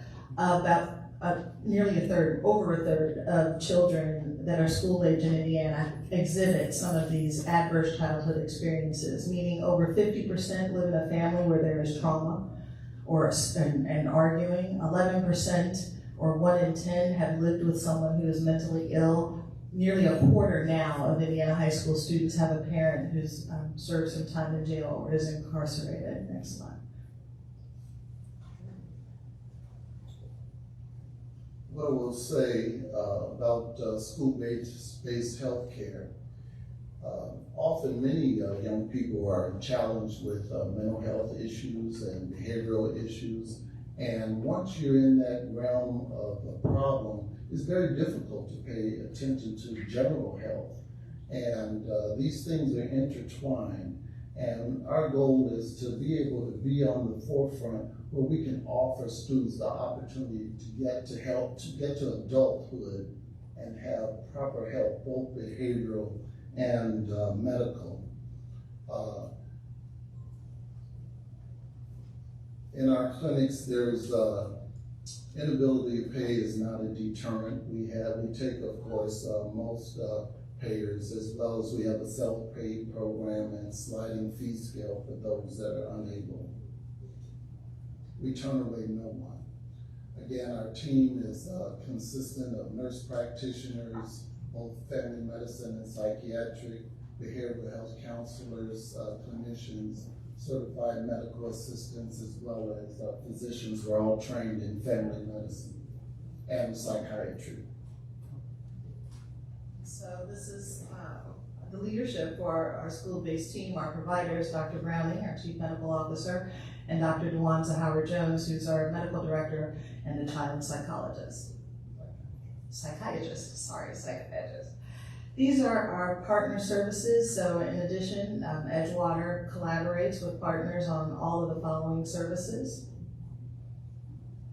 Currently, we are delivering behavioral health services in K through 12 at the following locations. Again, Gary Community School Corporation for the last 50 years. At Lighthouse tonight, as we speak, there's actually, we do monthly parent circles that are funded by SAMHSA. There's one happening tonight for the Lighthouse District, and Hammond Schools Partnership, as well as Lake Ridge. We are offering day treatment, counseling, crisis and trauma services, again, the parenting workshops, and in-service training for teachers. Just by example, at Westside, for instance, we have been called in to do on-site crisis counseling when there's been the death, for instance, of an instructional staff member or a teacher. We have been called out to these other districts to do on-site crisis counseling when there's been a suicide of a student or grief or other instances. Next slide. So just to reiterate, these are some of the benefits of a school-based health clinic. Access to care to the retired teachers who spoke earlier, to her point, access is a big issue. Having a school-based health clinic allows students, athletes to be treated on site. It mitigates issues of transportation for families for whom that is a barrier. Families who are managing, as well as all of the other things, the cost effectiveness, the reduction in health disparities, and family engagement. Next slide.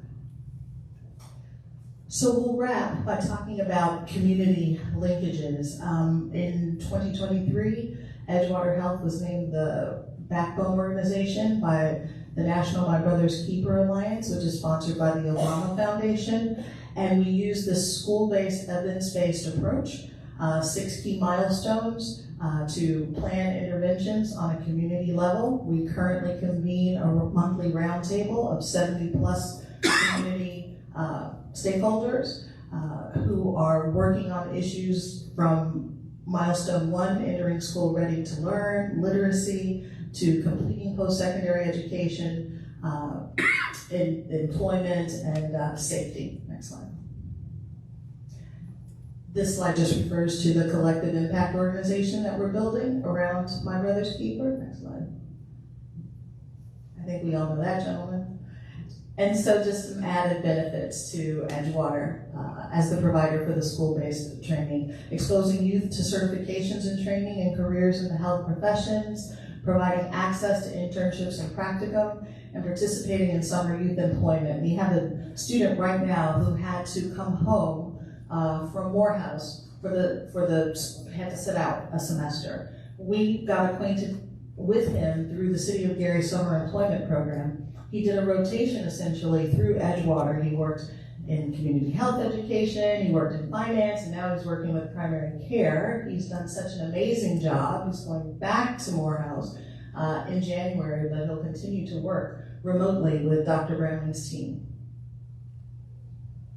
This slide addresses that 98.6% of special ed educators believe that student mental health issues have become an increasing concern. And one of the biggest barriers, number 2 barrier, is access to or collaboration with the community health center. So we can't stress enough the importance of having the behavioral health care, primary care linkage sort of baked into the model. Next slide. Once again, the slide just restates the benefits and whole person health. the impact, which you've seen. And we would like to thank you for your attention and ask if there are any questions. I would like to just conclude with one thing. After practicing medicine for 40 years, it's 40 years this year, I can see that the health disparities that affect us are not changing. They've not improved. And a lot of that has to do with many social determinants of health, economy, education, but it's access. Not just access to care, but access to quality care. And I retired, and Dr. Woods got me off of my couch and had me come back to work.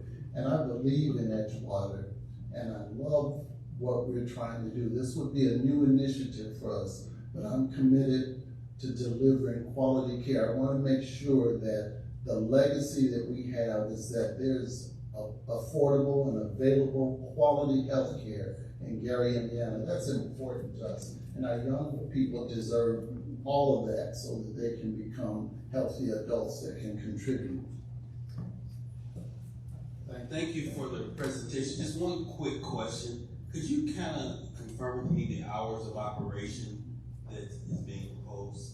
School hours, so 7:30 to basically 3:30. Another thing that we'd like to just say, I'm not sure if it came out in the presentation, is that this clinic would be open to students first, obviously, but also it would serve staff as well, flu, COVID, TB tests, and the community. So the other thing that was a footnote on the slide is that we have 24-hour medical emergency access as well. So. But not just emergency, but any urgency or need to question your provider. We have an ongoing schedule. So myself and other providers are rotating through that. So we're available 24/7. Mr. Chair? Yes. Question. Sorry. So the clinic is open for West Side students or the entire district? Correct. And their parents? That is correct. What if I don't have a student in the Gary Community School Corporation? Am I able to come here? Yes, it is open to the community. And then what is the cost? Yeah, again, as our slide said, we take, of course, all insurances, Medicaid, Medicare, but if you're unable to pay, we have a sliding fee scale, but we turn no one away. We take everybody. So is there a cost to the school district? We're already working with you in partnership. Is that correct, Dr. Stokes? Yes. Okay. So there's no cost other than providing a facility, the area of the school where we will be delivering services. In-kind services. Correct. Okay, would be in kind, and you would have an office here in the building of West Side. Yes, the facility is already existing with a separate entrance. Okay, I think you answered all of my questions. Well, one other question. Is there any data that shows the benefits of having a school-based health facility as opposed to not having one? Yes, and actually there was a slide that talked about some of those things. Access is the biggest one. There are so many students who aren't able to manage seeing a primary care or behavioral health specialist just because, again, there are barriers for transportation, for cost. Edgewater being, again, a CMHC lookalike, we don't turn anyone away. Wow, there's just so many. Also, parents don't have to take off work to take, children to school, to physician's office after hours, which can be difficult sometimes. So we're available right there. I mean, access is the biggest thing. So how do the parents sign off on this? How is there something that's going to go out to the parents of the schools to say, yes, I want my child to participate in this, or no? I can answer that. So typically what happens is that we have our in-school nurses. So typical things that our in-school nurses can handle, they will continue to handle should we partner. And that would be if we partner with any agency. But what happens is there are some times when nurses want to refer students out for other things, they have to call parents and get permission. So they get that permission from the parents before they would ever refer them over. Some parents in some districts have standing permission forms that they've already filled out. But in essence, you have to have parental consent. Thank you, Dr. Stokes. Thank you, Mr. Chair. Mr. Johnson? And this will be the first in-school clinic that you all are operating? Yes, it would be the first school-based clinic, but again, we've been here 50 years providing behavioral health care services, as well as the other school districts that were on the slide. Oh, so you are in some other school district? As a Oh, you mean for behavioral health, okay. correct. This would be the first primary care behavioral health school-based clinic, yes. Just one other thing. What is the commitment if we agree to this now? Is it sunset? Is it just roll over year after year, or what is that term? I would like to think that we would be here ad infinitum. This is a commitment. Again, the way I see it, we're in a healthcare desert. Those of you who've been here a long time know that many people here are seeking healthcare outside of the city.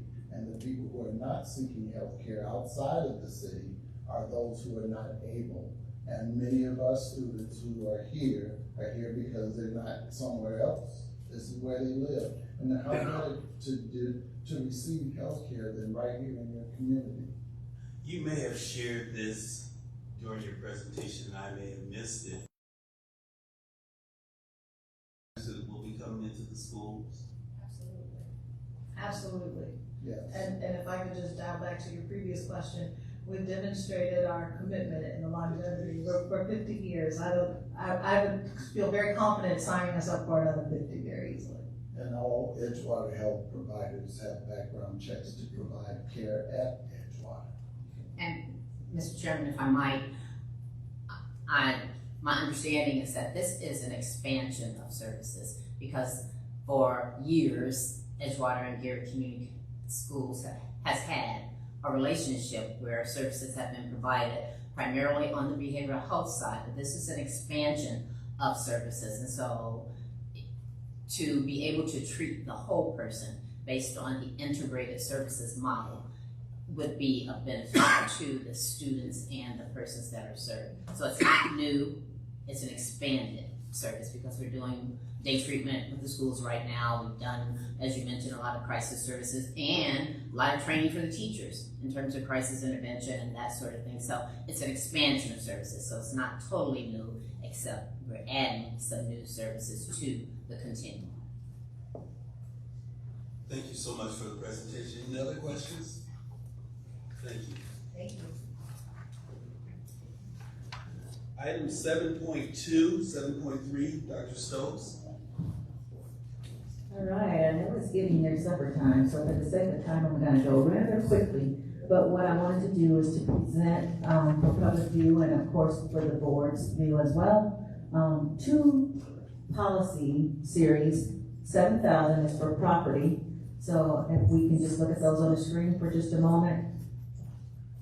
You can see that there are various property things that go into property, but I want to give a couple examples here real quick. So if you look at the 7,000, for example, if we were to look at 7300, it's disposition of real property, and it basically talks about how the board believes in efficient administration of the school corporation, and it requires disposition of property that we no longer leave in a certain process that follows the Indiana Code. But there are types of ways that we get rid of, if some would say, or move on, or dispose, or reinvent property, and there are rules around how we do that. There are other things that are here, just to name a few: property inventory, use of corporation physical fitness facilities. Yes, there are rules around that. Safety standards and hygiene management. If we go on to the next series, we have the 9,000s, which deals with relations templates. And just to look at a few, if we look at 9120, so I'll look at that one for just a moment. If we look at 9120, It basically speaks to public information programs, and basically it talks about the fact that the board believes that reasonable means should be employed to keep the public informed of matters that are important, like policies, finance, and programs. An example of that will be what Mr. King shared today when he was trying to share how to navigate our board docs. There are other topics such as relations with special interest groups. An example of that was given today, which with Crown, that was an example. Partnerships with businesses, so on and so forth. So I just wanted to bring your attention to these two series, the 7,000s and the 9,000s, and I'll turn it back over to you, Mr. Stokes. Thank you. We're moving on to item 8 on the agenda. Mrs. Fitzpatrick. Joe. Thank you again, esteemed board members, Dr. Stokes, and community at large, for giving me this opportunity to talk about our role in human resources. I tend to be a bit garrulous, so for the sake of time, I am going to go as quickly as I can, and Dr. Stokes does give me those signs sometimes, and Deanna Wright told me earlier, take a breath, Joe, so I'll try to talk as quickly as I can. The main focus of my presentation is going to be surrounding equity, and that is my main role as the Chief Human Resources Officer, is to make sure that everything is applied equitably across our district.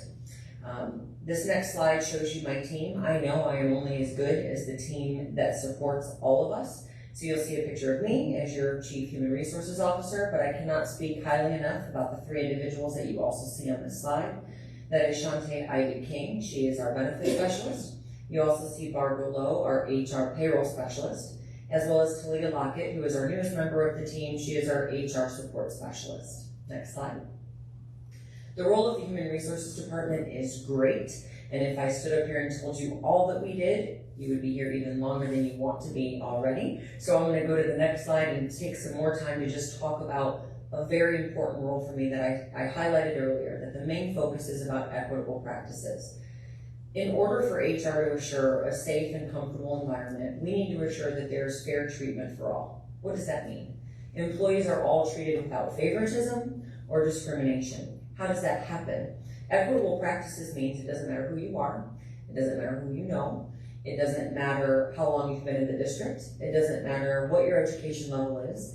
We are supposed to treat everybody, again, without favoritism and without discrimination. We are assuring equal opportunities, fair pay and benefits, leveling that playing field. And again, we must do this all within legal constraints, which includes making sure that we're following those agreements, like our collective bargaining agreements that we have.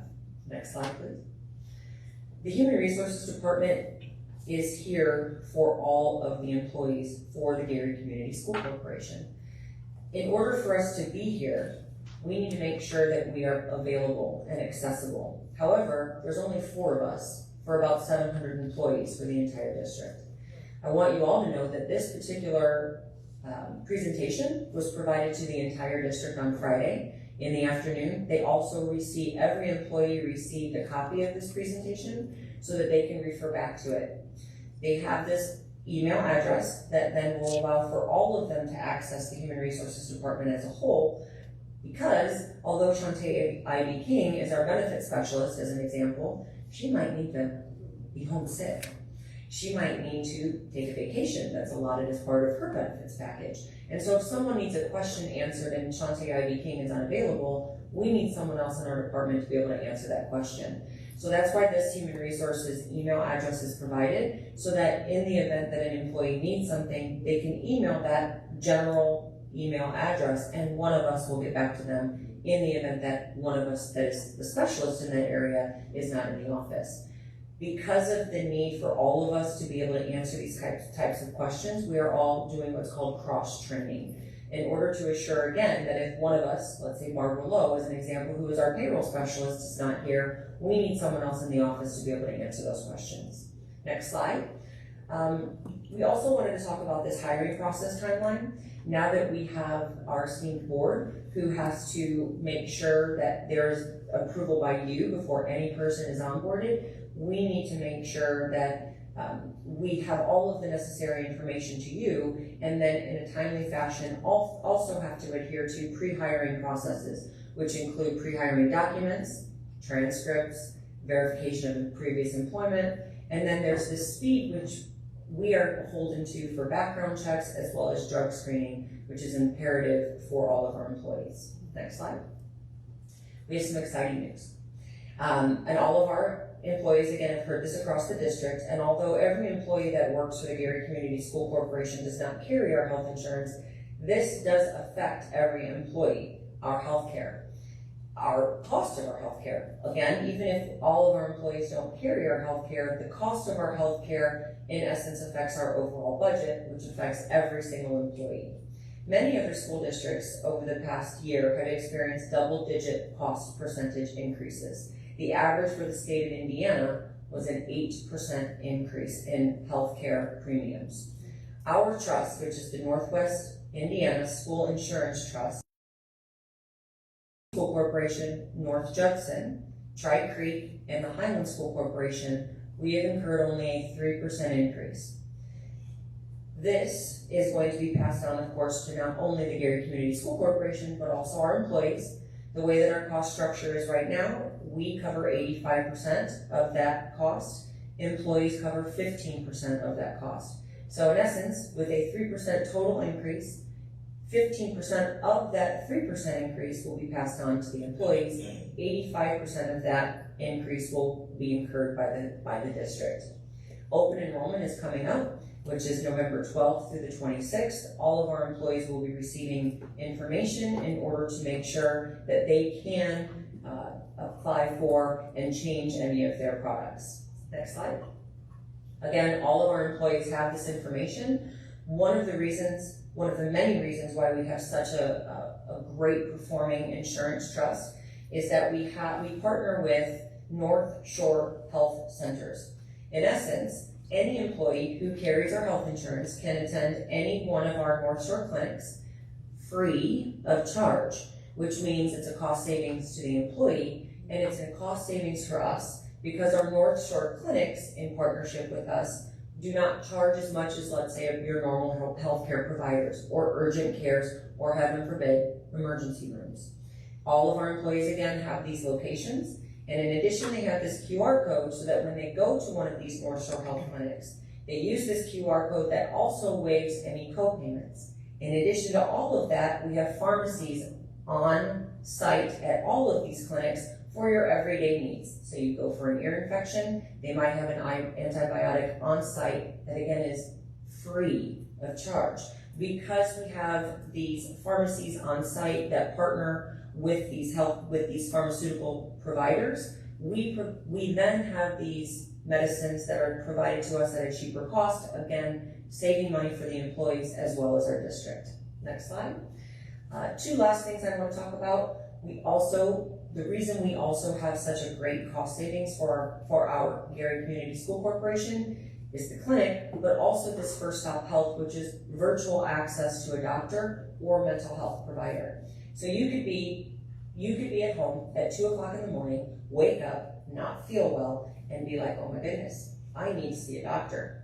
You upload this app, you get on the app, you request to see a provider, and the wait time has been reported to be within 5 minutes. You will be in front of a provider, a doctor, a nurse practitioner, who will be able to evaluate your condition and provide you with a prescription for you to go to fill at your local pharmacy.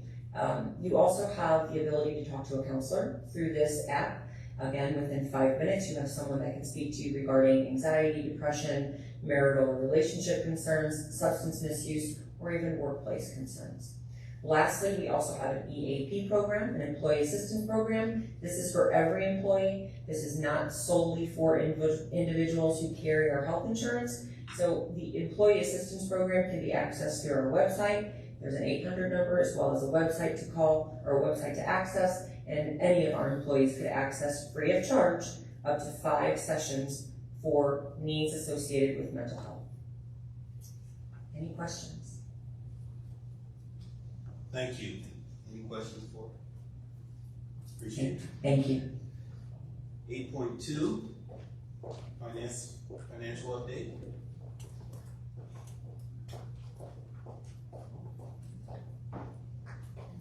Good evening again, Gary School Board, Dr. Stokes, and community.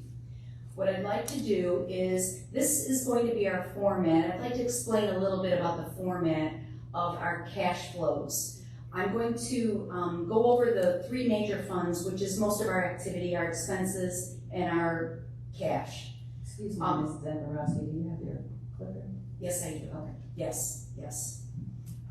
First, I'd like to point out that this cash flow is through September of 2024. So what this is you will note in the black bar, I don't know if it's really working. In the black bar, you'll see each month laid out, January through September. Then along on the left side, I don't think it's. You've got your finger in front of the light. Do I? Yes. There it is. Sorry. On the left, you will see our beginning balances from December 31st of 2023. You'll note that we have all of our receipts, which we kind of break out for you so you kind of understand what most of this is. And then we have our expenses laid out here. And you'll notice that the referendum fund has activity mostly in June and December. In June was the tax money we received from the taxpayers who approved the referendum. And then you'll notice the transfers into which pays for the items that the referendum was supposed to pay for, which is teacher salaries and day-to-day operations. You will notice that at the end of September, and this is balanced, true and accurate financial data, the ending balance is $2,788,400. So this is a healthy balance. And then in December, we have some projected numbers for the disbursement in December. Yes. Next, we have the education fund. The education fund, of course, you'll see the layout is exactly the same. Of course, there's a lot more activity that happens in the education fund. You will notice that our receipts to the left here are state grants, which is funded by the state, which is based on a funding formula from the state based on our ADM. And as you can see that this fluctuates throughout the year, and it will always fluctuate because we have students coming in and we have students leaving. The other thing, this also, I want to note some things on here. So we have a little bit higher cost in September and in August. And the reason for this under like supplies and things like that is we have contracts that renew every school year for our students, for curriculum and things like that. So you're going to see this kind of fluctuate, in the beginning, August, September, and even October.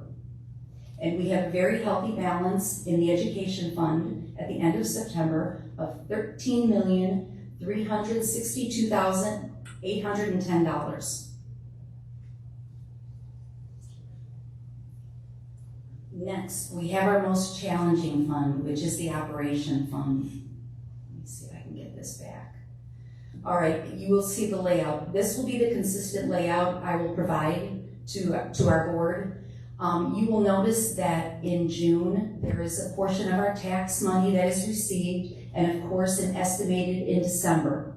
What you will also notice in our receipts, sale of property, I know there was a comment earlier about any sales of property. Well, we actually sold Lincoln Dunbar in May, and this is recording the deposit for that sale. I just wanted to make sure everybody understood that. The other thing is the operation funds. So these expenses fluctuate extremely. So a lot of times it's hard to budget with the operations fund. For instance, we did partner with the city of Gary for the demolition of Norton School. So the city helped provide funding for that, and then we paid a portion of it as well. So, things like that are going to come and happen in the operations fund in order to support our buildings and things like that. And you will see that in September at the end, we have a balance of $6,058,024. Are there any questions? Thank you. Sure. Moving on to item 9 on our board report. Opportunity for the board to share any communications? Oh, I'm sorry. That's okay. I have one last slide. As we move closer to the end of 2024 budget year, it's not uncommon to have year-end closeout tasks that we have to perform. We have shared with the board in previous board meetings that we will have to request additional appropriations. That time is here. The reason for the additional appropriation is to cover the costs that were not included in the 2024 budget. We will follow the Department of Local Government requirements, and because of these requirements, we will conduct a public hearing on the November 13th meeting. We will request on that same day board approval to request additional appropriations in the Operations Fund and the Education Fund. This will cover all of those additional expenses. We have the cash, we just have to request it through the Department of Local Government. Any questions?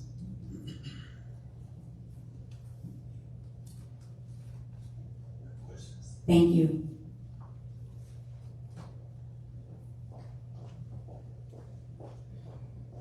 Board members, any communications or reports that would like to be shared? Mr. Chair, Yes, please. I would like to ask all parents, counselors, teachers, family members to pick up the scholarship opportunities that are available from Hard Rock Casino. Hard Rock Casino is offering all graduating seniors that apply and are enrolled in Indiana University, they will get a full ride up to 4 years, tuition only. So I'm asking the counselors and teachers, family members to please talk with your students, get them ready to apply for that opportunity that Hard Rock is offering. It's about $8,000 plus a year that Hard Rock is offering, and you have to apply for the actual application. So they're up on the table there. The other flyer that I just received is from the Ecumenical Committee. They're offering a scholarship. It's called the Martin Luther King Jr. Essay Contest, and it's also for middle school and high school. So for instance, middle school students can get first place, they'll get a tablet. Second place, they'll get $100. Third place, $50. High school students, first place, $500. That's a lot of money. Second place, $300. This scholarship is December 18th, and you have to turn that scholarship application into St. John Baptist Church, 2457 Massachusetts Street. So those are the two scholarships, and I want to make sure that Mr. Scott, Dr. Nichols has those flyers and can share that with the students. We have to get ready and get them ready right now. They should be applying for school. Voting, we know voting is here, it's now. Walk in, run in, fall in, whatever you have to do. Get to the polls and vote. There's another flyer up there for people who have physical challenges.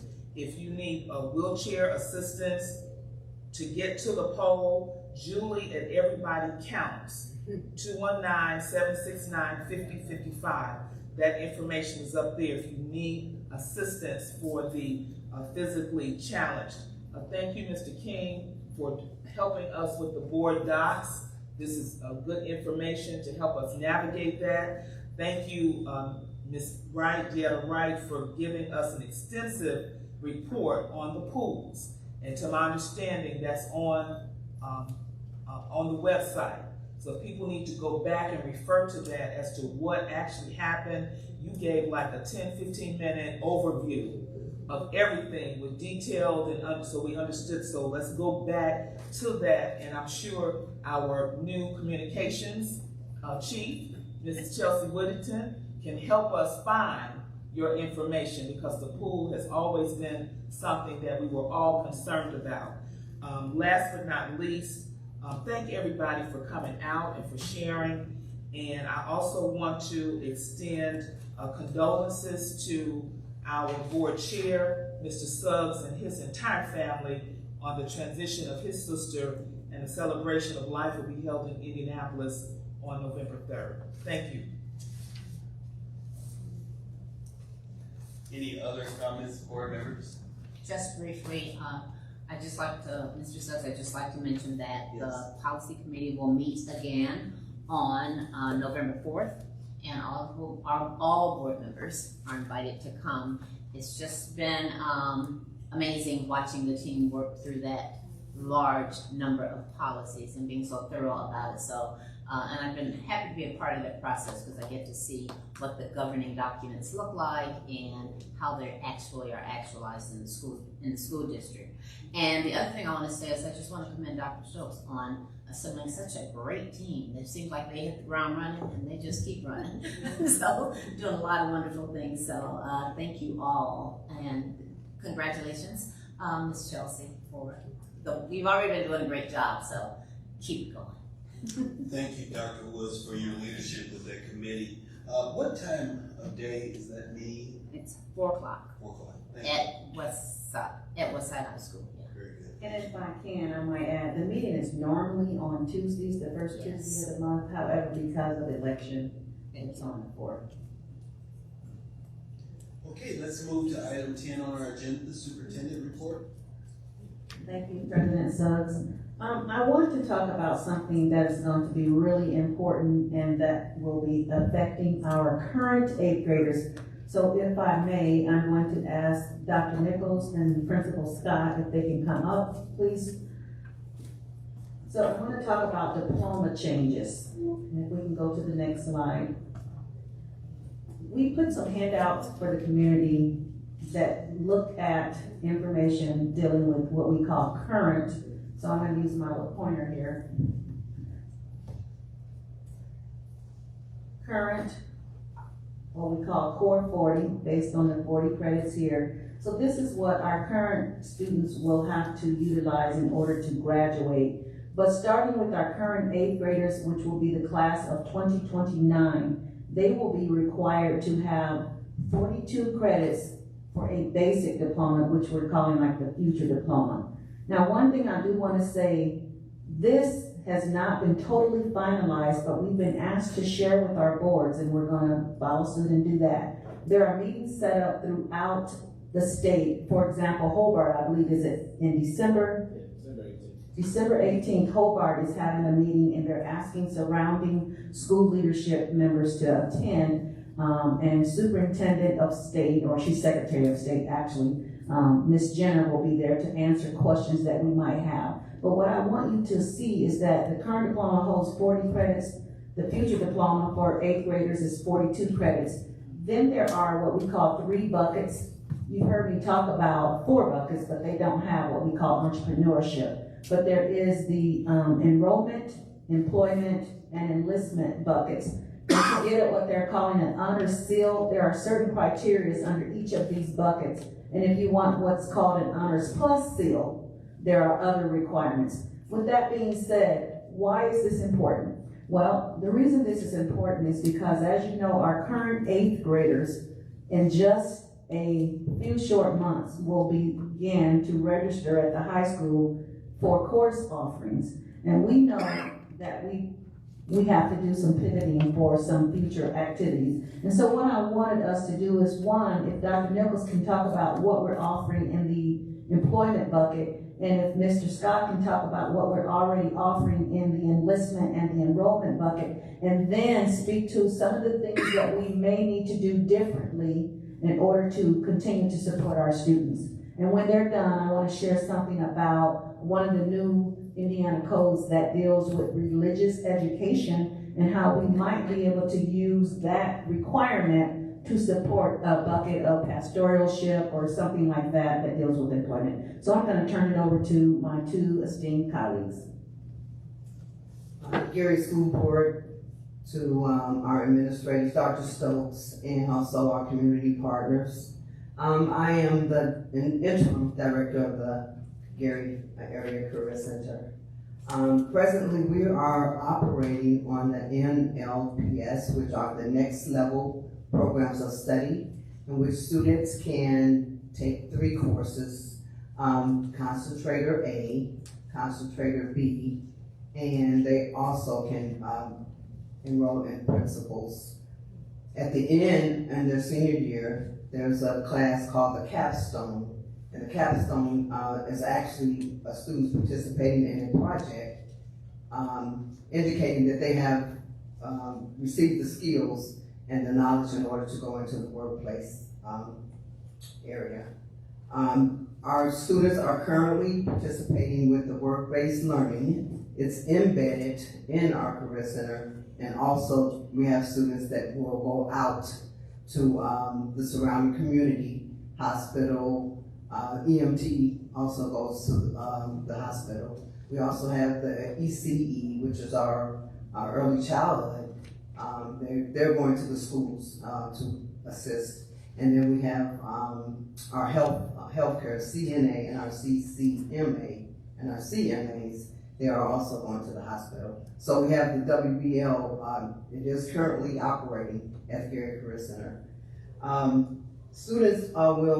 All students that enroll next year in the Career Center will have the opportunity to apply for the work ethic certificate. And if you have your paper, this is what this constitutes. So students would the 10 best practices for success, which was constituted by the Center of Workforce Innovations. They have to show a positive attitude, be honest, follow directions, apply good listening skills, maintain safe work environment, work well with others, arrive to work on time, recognize problems as solution, manage time effectively, and respect diversity and exercise tolerance. So these are the opportunities that our students will be able to participate in on the next year. And last but not least is the attendance goal.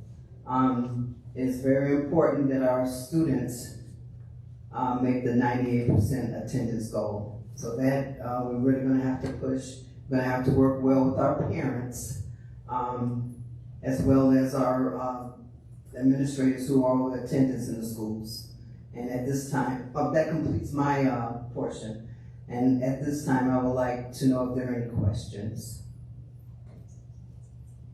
So she spoke to the employment part. Do you all have any questions regarding any of our employment opportunities? One thing I did want to share at this time related, I spoke at a previous board member about the fact that we have to allow students to go out for what's called religious education, so many hours a week, with the permission of the principal. Because we don't want students to be out during what we call targeted times. Now, all of our time in school we believe is valuable, but we definitely know that you can't miss things like language arts or math. So it has to be a time that's agreed upon by the principal. But the reason I'm mentioning this now, because as we build this plane while we're flying it for our 8th graders who will be in high school next year, we need to think about that law and how can we capture on that. So one of the things that we're wanting to do, and we're just using this as an example tonight, is we need to build community partnerships to have places for our students to go. In order for them to get these SEALs, the honors SEAL or the honors plus SEAL, we have to have opportunities in the community for them to go and have gainful employment or have leadership opportunities. So for example, in the religious educational opportunity, it is our hope that maybe we can partner and have pastoral type shifts or counseling, things of that nature that students might be interested in having employment in when they become an adult. With that, I'm going to turn it over to Mr. Scott, if you can talk a little bit about enrollment. Of course, it means of university or college, and then the armed forces. Good evening, board members, Dr. Stokes, and every community member in the audience. I'm Mr. Scott, principal at Westside Leadership Academy. So, in terms of enrollment and enlistment, I'll speak to enrollment first. We are an early college designated high school as recognized by the state of Indiana. And so we follow the ICC. And there's a little forward thinking in that we offer dual credit opportunities for students to earn college credits while in high school. In conjunction with the Career Center, students can obtain dual credits, and that is one of the requirements, as you will see under enlistment, that our students, in order to earn honor seals, will need. Along with that, however, there are some additional requirements that students will need to obtain in order for them to meet the requirements that's set forth by enrollment. And so we are expanding some AP course offerings to students to provide them the flexibility. Some things that have kind of changed or shifted is with students who take our AP courses and the need to pass the corresponding AP exams. And that is a new wrinkle in this requirement that did not exist prior to. And so in terms of our students who not only meet the minimum requirements, but as you see, the minimum requirements have been increased, and not only increased, there's been some shifts in each one of those subcategories of what is needed. Additionally, in order for students to earn honors seal and honors plus seals, there needs to be some amount of hours that they receive of work-based learning that has taken place and has been monitored. So it's a collaboration in conjunction with our Career Center. And as students matriculate through programming, to have opportunities, internships and otherwise, in which they can experience in some cases up to 1,000 hours, if not more, of time that students have to have work-based learning experience. In terms of our enlistment and service, we have begun our ROTC program, a junior ROTC, and it is a program that is growing. And so the enrollment for that program has increased over the last 3 years, and our instructors have begun aligning not only how to increase enrollment, but how to fulfill some of the requirements that students will be required to meet in order to meet those honor seals and honors plus seals. There are some areas in which a student in ROTC can fulfill some of these requirements simply by being in ROTC. Additionally, along with that, as we have our students who intend on enlisting into the armed forces, it is an opportunity for them to take the ASVAB assessment, in which they can show proficiency and earn honor seals, as long as we know that they are enlisting in the armed forces. And so, I think there's been some work, and as these came out last year and the year before, as the talk began, in order to be prepared for, what will happen with our 8th graders, and as they were 7th graders. So we do have some courses that we do have offerings for that students will be able to take advantage of, but we will need to look at what we have and what we will need to add in order to have students be able to fulfill our minimum requirements that are shifting, and then the honor seals and honors plus seals. Thank you. Board members, any questions?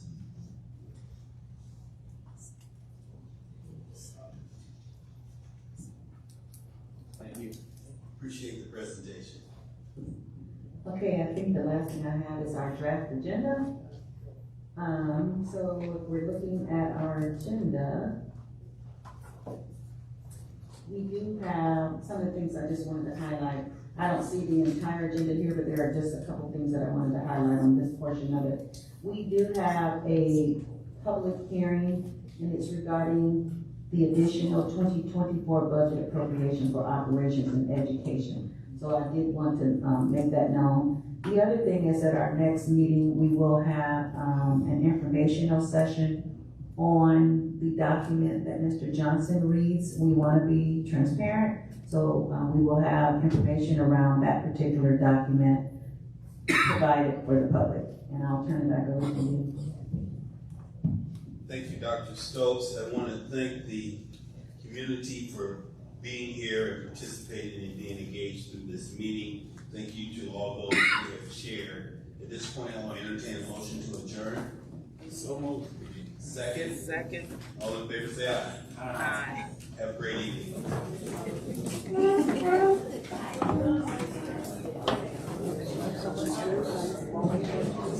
And I picked